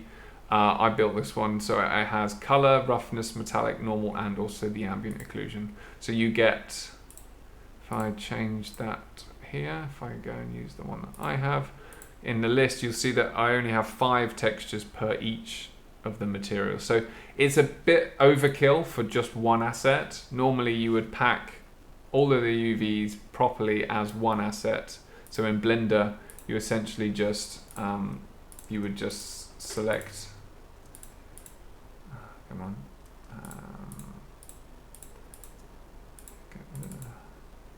you would basically just select everything and UV unwrap it again as just one item, or just when it comes straight out of Modeler, you just re-UV map all of the elements as one. So if this is just a box that's a small asset in the game that needs to be repeated everywhere, you only need one texture. So yeah, and now if I make this a little bigger, you can see what each of the textures actually look like. So the dark grey looks like this, and you can see it's got all the lines on there. So it does a lot of the work for you, which is amazing. And you'll notice that as I rotate the light, it actually rotates the light on the 2D scene as well, which is amazing. And then we'll go to the orange one, red. You can see all the details that we've put in here, and all the white, and all the scratches and dents and marks and everything. So now that we've done the work, before we export anything, I just want to show you what these maps now look like. So if we go to here, we base color, that's the color of the texture that's going to come out. So if we had one texture for this box, that's what it would look like. But we're actually, you can see here, this is the drawing of everything on here, like that. So that's just the base color map. So all you do is add your materials, and this is what it will spit out. Metallic map. So you can see the white is most metallic, black is non-metallic. Roughness, so you can see we're adding quite a lot of roughness to these items, and it's really nice to be able to see that roughness map there. And that's going to give you some really nice highlights, and it just really adds to the detail. The normal map, so you can see here what we've got there. And the normal map, you can see it's going to add these little details. All these little scratches and bumps are actually indentations in the paint, and that detail there. So it saves manually having to come in and paint all of these in, because it would just take forever. Height map, there's only height information on a few things, and then that's kind of it. So let's get rid of this, go back to here. Cool. So now then, let's export these textures. So we'll just double check that all of those are on. We're going to pick that mode. It's because I've closed it. Let's just do this again. We want to do JPEG, and we want to do 2K, and then we just click go. And that's going to spit them all out. Okay, done. It's that quick. We come back to here. It should have been in this folder. Is it in that folder? No. Where's it gone? Painter. Ah, Painter exports. Cool. Adobe Painter exports textures. Cool. So this is what it spat out. So let's go like this. So we have an AO map. So these are the really nice shadows, showing where all the edges of things are. And yeah, that's really useful. Like if you've got two surfaces getting quite close, it'll get those shadows looking really nice. These are the color maps for each of the different parts of the box. Okay, it'll do this weird UV stretching thing around the islands, but ignore it, it doesn't matter. That's what the white material looks like, really nice here. And then we've got then the metallic values, which we can get rid of, we don't really need for some of those things. And then yeah, normal maps look like this for what we've got. I mean, if I can show you what the white one looks like.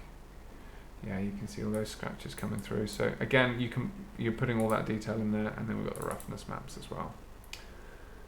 Okay, so now what you would do is you would say, put all of these textures into Blender, and then you can maybe export like a GLB or GLTF if you wanted to produce like an NFT asset, or you take it into Unity and then you build your materials in there.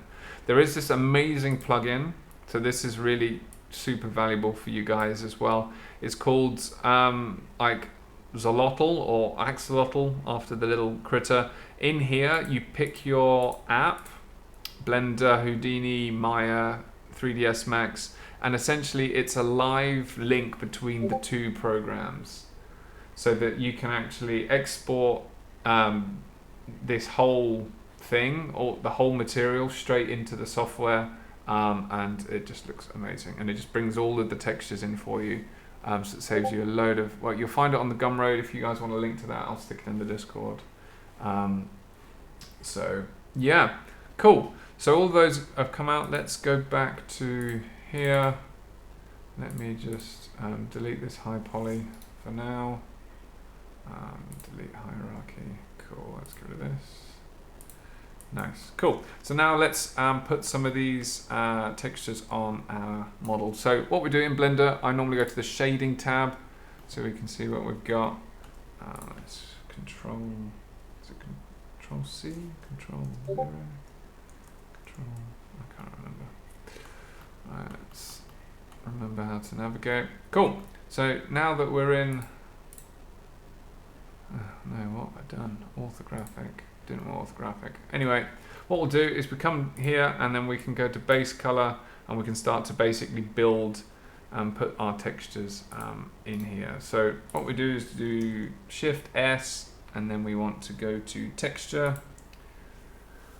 Is it texture? Image texture. Okay, and then now you can start to render things in Blender, which is nice. But, oh, yeah, that's how you basically put stuff in. That's not really worked. Come on, texture, image texture.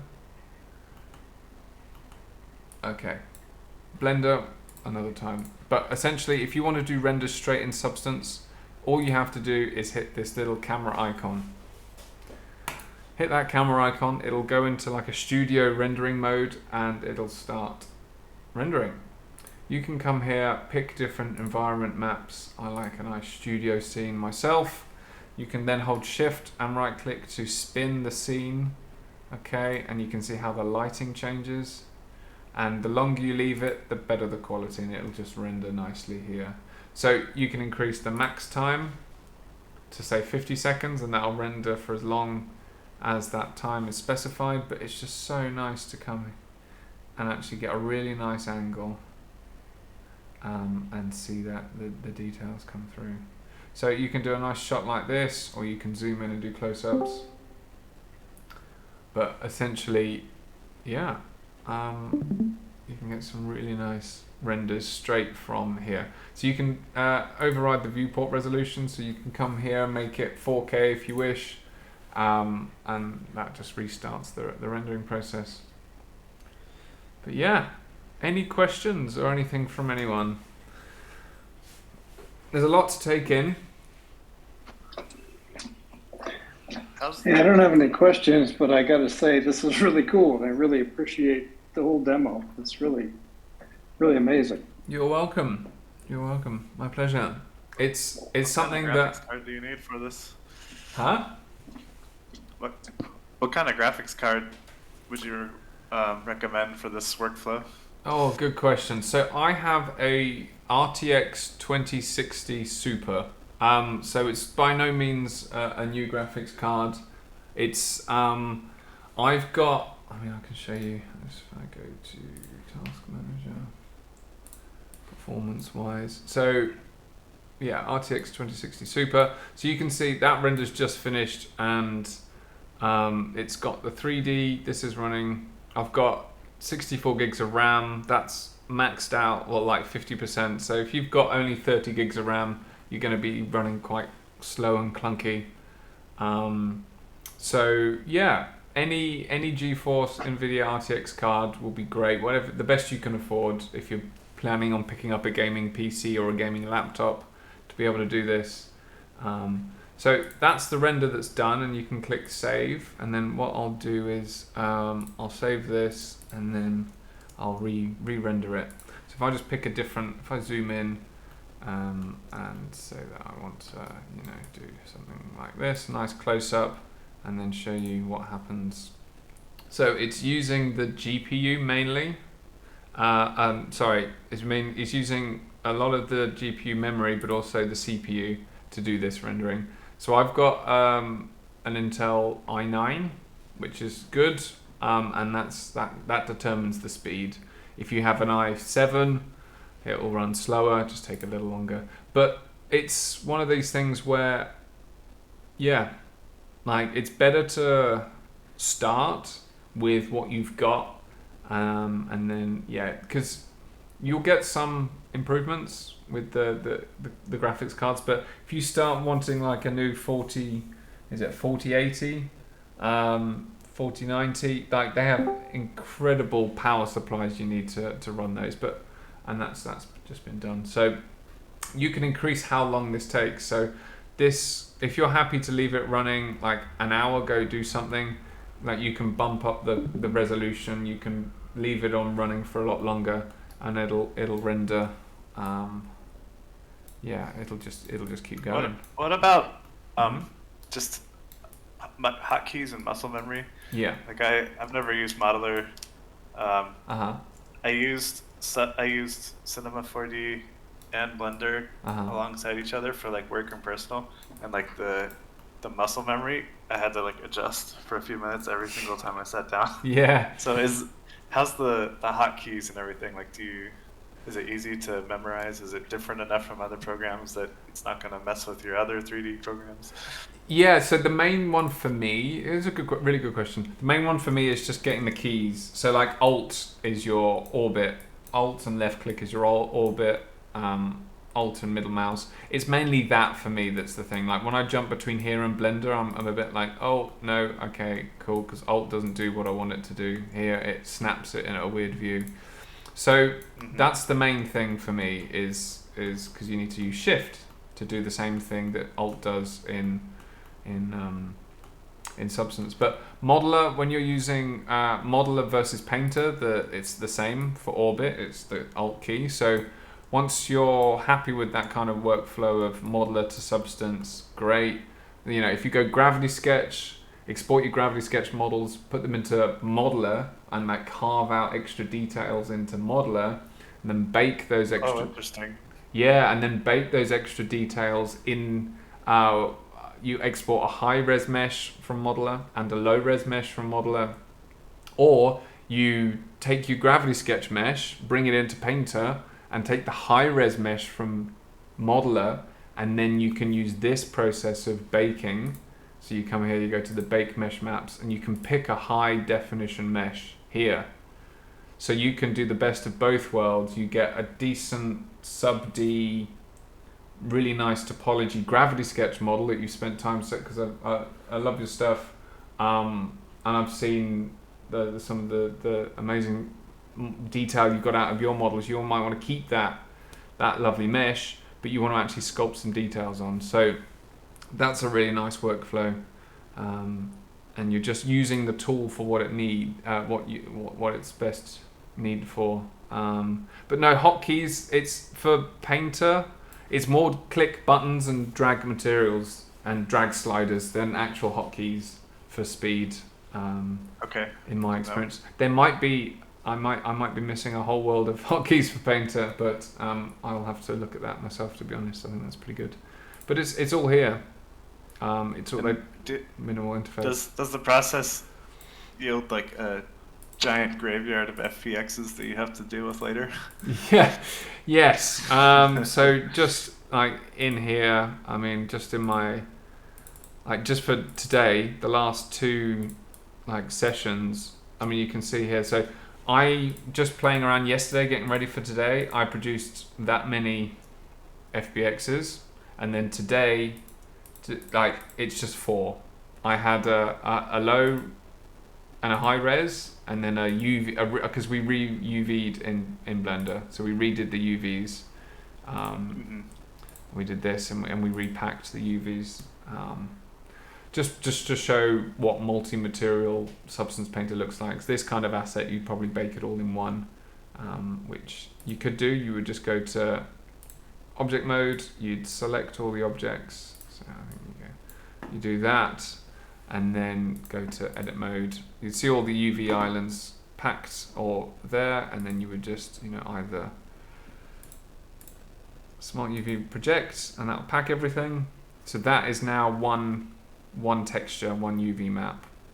So you can then re-export this low poly version from Blender, and then you would just have all of this information on one texture there. So yeah, it's super powerful, and I don't know if you guys saw earlier, but I'm going to show it again now because it's so cool. If you wanted to then come here and say on this orange texture, super powerful. Let's do a new paint layer. And we want it above the folder. So this works like Photoshop. We've got different layers that you can just turn on and off. Different options, for example, but be conscious of what's below, because some of the channels, like the normal map, might come through the different layers. But essentially you come here, pick your material. So let's say we're just going to go with like this here, and then we go to paintbrushes. So that's selected that as our paintbrush. Come here to particles, and we come here and have some real fun. So we pick one of these, and then I like this, and we just basically come along and off you go. So that's now running over the entire surface, creating an extra paint layer of silver over the whole of that, and you can see how that's working. So you can really come in and have some fun. And all of this is then just baked into the color map, and also the roughness metallic. So that's now adding nice metallic items here, a little bit onto the roughness. So just by doing one task, it applies that function, if you like, to all of the different channels. So it's an incredible tool, a very powerful one for the future of whatever you guys produce. Definitely level up material. That to me, and like the painting aspect of painting stuff on an object, that's like the whole reason to get Substance Painter. Oh yeah, and you can come in and you can do it. So you notice the lighting changes on both the 2D and the 3D view at once. So I'm going to come in here and I'm actually going to paint onto the 2D texture. And you can see it happening on the 3D there in real time. So you can sit and actually paint however you want on the object, and you can see how it's actually leaked over, because it's procedural. It's leaked over onto the edges here like this, which is just so nice. Yeah. This year we started getting our graphics guys to paint like final graphics. on off-road vehicles. That was kind of cool to see. Yeah, you can Because actually normally, add decals as well, so you can come here and there's even certain mapping things. So if we wanted to do, oh god, it's been ages since I've done this, but if we go here and we go to here, we can come in and start to add some decals. Let's just go base color. So you can start to add them. I mean, I'm really not doing this very well. And then you can add the stencil.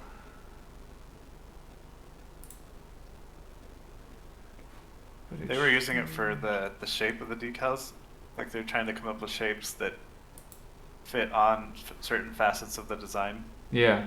And some of the facets had like a subtle break in there, so you had to see how it wrapped. Yeah. It was a really cool way it was a fast way to solve decal shapes, like the outlines, without having to like draw it in 2D and then project it and then see if it didn't work. Yeah, exactly. It's like you can actually sit and project this on that angle if you wanted to, and it was mapped properly, so there wasn't like a UV seam there. So decals. So yeah, go for it. I just had a question. So that projection, when you're putting the decal on, does it actually not stretch on the surface? It's not just like a straight projection. It actually maintains real world size. Yes. So if you were to project it from here, yes, it would wrap nicely over there. And you can change. You can. But I mean, like if it was a physical, like a plastic decal, that wouldn't be the same as just projecting from a certain direction, right? Because, it's going to elongate a little bit, right? I mean, compared to if it was physically printed and then wrapped around the physical object, right? Yeah. So I was just wondering, Michael, how that was done. In the past, they would put actual vinyl on vehicles and cut them out with razor blades and work incredibly slowly, or they would do it in Illustrator and then project them in Stager, like Adobe Stager, and then see that once they went on 3D, it didn't actually line up with all the edges they thought it would. So here's a good. Being able to do it live like this lets you get it immediately instead of having to like try something and then an hour later find out it doesn't work.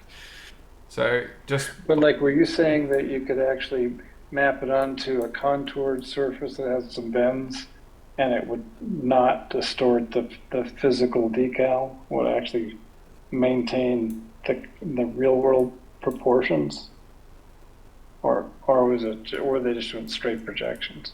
I think at the moment it's just straight projection. So if I were to, if we would give them, or we would have the UVs all unwrapped nicely, so that they can drag and drop decals on, they won't stretch.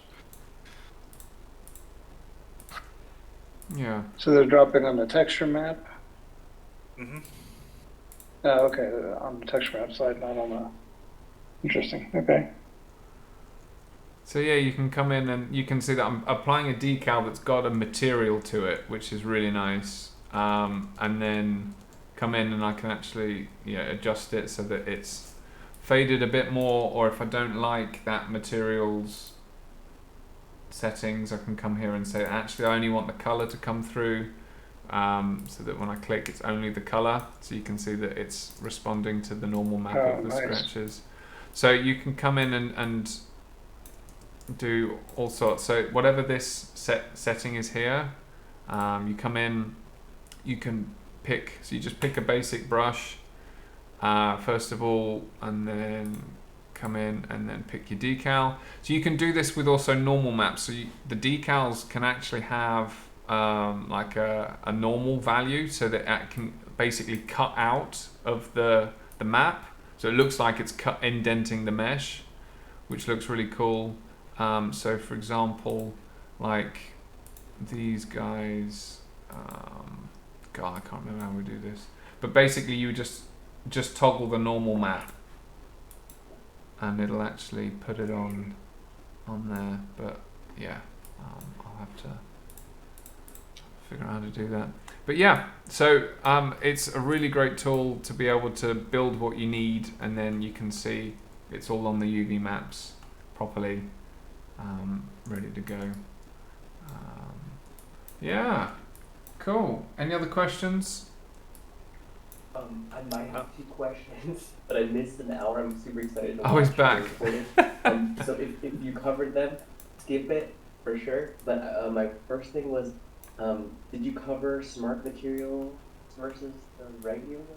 I think that's what they're called. Yeah, so it's good to recap. So if I delete these. So essentially a smart material is just using the mesh maps which were baked in the first part. So you've got world space normals, you've got IDs, we've got ambient occlusion, curvature maps, etc. So a smart material uses these and actually changes the procedural nature of those materials as we go. So if I go back to we're on the white material now, and if I go to a standard material, it just looks like this. So it's got the normals from that underneath, so I'll hide that.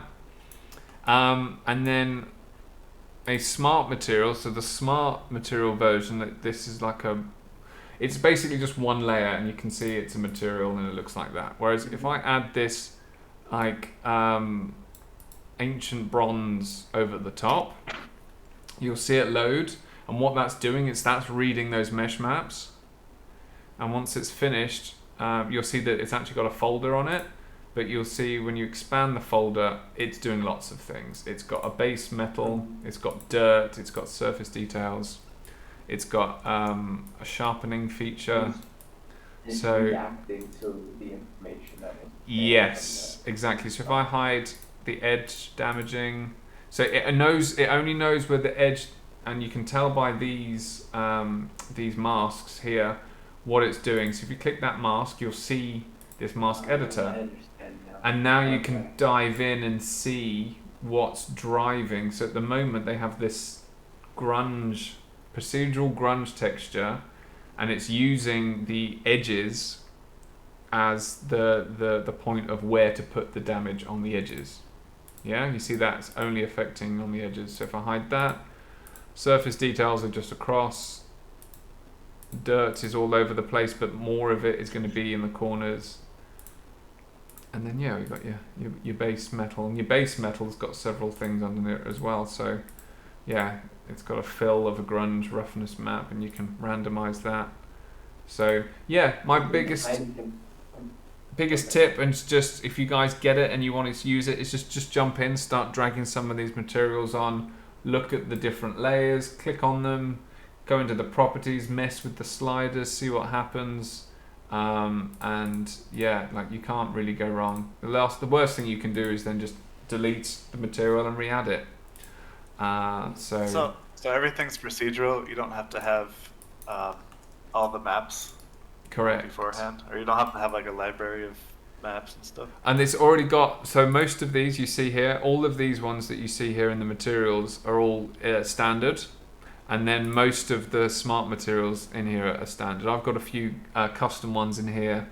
This jade is gorgeous, but it's like 20 layers high. But you can come in here and start adding like marble. So you can, and this is just so nice. So obviously I like downloaded a marble pack from ArtStation. But just look at it, and it just reacts exactly how marble would. From the edges, and it's just incredible. And there's some really nice wood textures in here as well. So let's go down here and make this wood. And yeah, it's once you've done the work of the modeling and you've unwrapped it all properly, and you have an idea of what you want to do and how you want to use it. Oh, that's still got the fabric through. Yeah, that's a bit better. Then you can just come in and have a load of fun playing around with the materials. So yeah, that box looks a bit different now, but yeah. Any other thoughts or questions? If you guys get stuck, feel free to just pop a few questions in the help channel on the Discord. I think what I'll do next time, probably towards the end of January, I'll do a Spark AR or a Meta Spark, one of these as well, to show you how to take something like this and basically put it into an augmented reality experience or filter that you can upload to your own Instagram page, and then how to get all of this into Spark, how to get it looking good, how to add interactions, so we could animate some of these parts, start linking them or grouping them so that we could animate this box opening up however it opens, whether that comes off. So super powerful workflow. One more question. Yes, of course. For like automotive type surfacing, do you think Modeler would be a good tool for that? Like, do you think the voxel workflow is good for automotive, basically? Oh, good question. It can be done. It's Gravity Sketch. Gravity Sketch is great because you can work on the panels. Nick Gravely, I worked with him to become certified, and he did a lot of bodywork for bikes. So I got to learn some of his Gravity Sketch techniques for really nice topology and modeling. So yeah, that was really useful to get an understanding of. And Gravity Sketch is the right tool to do automotive things in. You can do great like sculpting work in Modeler, but the problem is, the surface topology you get out of it, you'll just end up retopologizing it anyway. If you wanted to do crazy concepts for automotive stuff, like what's really cool, and what I'll do is I'll probably jump into VR next time to do something like this, but with Modeler. I'm actually going to shut Painter. Let's get rid of this guy. No, I don't care. I'll shut Painter for now. That's fine. But basically, Modeler allows you to be super fluid. Like you can really quickly just throw down some geometry. You can then, this is not even, like in VR it's much better, but let's just smooth some of this out, and then we can cut some holes in it. What's nice is you can is the flexibility of things. So say you wanted to add some really nice panel lines, like you can't do this in Gravity Sketch very quickly. You can do stuff like this, and then you can come here and then you can warp it. So yeah, I've been trying to find the perfect tool for doing like power sports or like crazier type automotive surfacing, because like Alias takes too long, but it's the best. Yeah.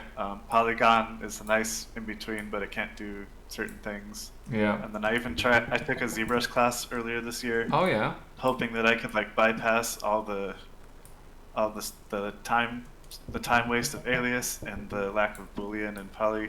I thought voxels would just like save you, solve it all, but it also has this drawback. So I'm still looking for that tool, Oh yeah, we're all in search of it, and Painter helps a lot. I mean, you can't do this. I mean, it's too low res for that movement. But if I undo that, up the res a couple of times, and then do that. Yeah, so like it's great for prototyping. Like there's a guy called Sterling Osment, Australian artist, and he does incredible spaceships with medium Modeler, and then he takes them into Painter and Blender and then finishes them off and renders them in Blender. I'll send a link in the Discord to his account. Please do. He does some incredible stuff, and the way he works, he uses Gravity Sketch as well, obviously, but the way he works and the shortcuts and the workflows are incredible. Like the mentality for modeling with voxels and digital sculpting is very difficult, very different from polygon models or subdivision modeling. Like to do a cup, you just need a cylinder. Like to model a cup, like for here, you just pick a cylinder, you make it whatever size. You hit space bar, you go to arrays, you make it smaller, stretch it up a little bit, give it a bit of space at the bottom. Done. You've got a cup. And it's just a whole different workflow. You have to build. Like you being able to use certain primitives and go, oh well, yeah, I can use that to do most of the shapes. It goes back to like a sculpting approach, where you have to have your massing first, if that makes sense. Have all your massing available and sorted first, and then do different levels of detail. I feel like the perfect tool is definitely going to involve VR, because being able to control surfaces with like just your wrist movements, I think that'll just be an absolute weapon. Oh, absolutely. So if you can block in some volumes, if you can block in these volumes, but then you can have like knife tools or like clay tools, but digital versions that you control with like your wrists. Yeah. I think that would be the end of it. 100%. And then be able to export like images from that. That would be the end. And then you'll have like the design tools of the future will have an AI assistant. So you'll be talking as you're doing it, and it'll be filling in most of the stuff for you. And all you'll be doing is the subtlest of gestures and movements, and say, right, well, give me 5 different iterations, but at 5-degree increments. And that's when you use this collaboratively. It'll be a mixture of voxel modeling, and it'll do the surfacing for you. Like the retopology tools are incredible these days for some things. Like it will be able to retopologize, keep this nice crease. So to get some of these shapes, that's what I did. I started with a cylinder, and you've got these, I can't remember the compound curves, bidirectional shapes. They're a bit rough around the edges because I didn't up-res it enough, but like just it's these surface lines, these panel lines that you will want to keep and come in and refine, and the way some of there's an artist called Gio Napoli who uses this, and he does some amazing. His is the artwork on the front cover essentially, some amazing work with muscles. So there's one of the tools in here. You can't demonstrate it here, but with VR, this tool allows you to change the shape between each controller, and you can jump in and out of VR straight away live, and you can basically twist each of these with the rotations of your hands, and he just layers these up and they make muscle strands. He is so quick. So yeah, it's a great tool. There is I'll find it for you, Greg, I promise, how to do the instancing side of things, because it's actually I hate to say it, but our guests just arrived and I have to go. But I'll do that another time. This is so cool, but I'll just have to watch in the recording later, but this is awesome. I sure do appreciate everything. Yeah, no, my pleasure. I hope it helps. Having these tools, it's amazing to see what such creative people do with amazing tools. So thanks for sitting and listening to my voice for over 2 hours. I love it. Okay, well, looking forward to the next one. Cool. You guys take care. Take care. I'm going to stop recording. Bye.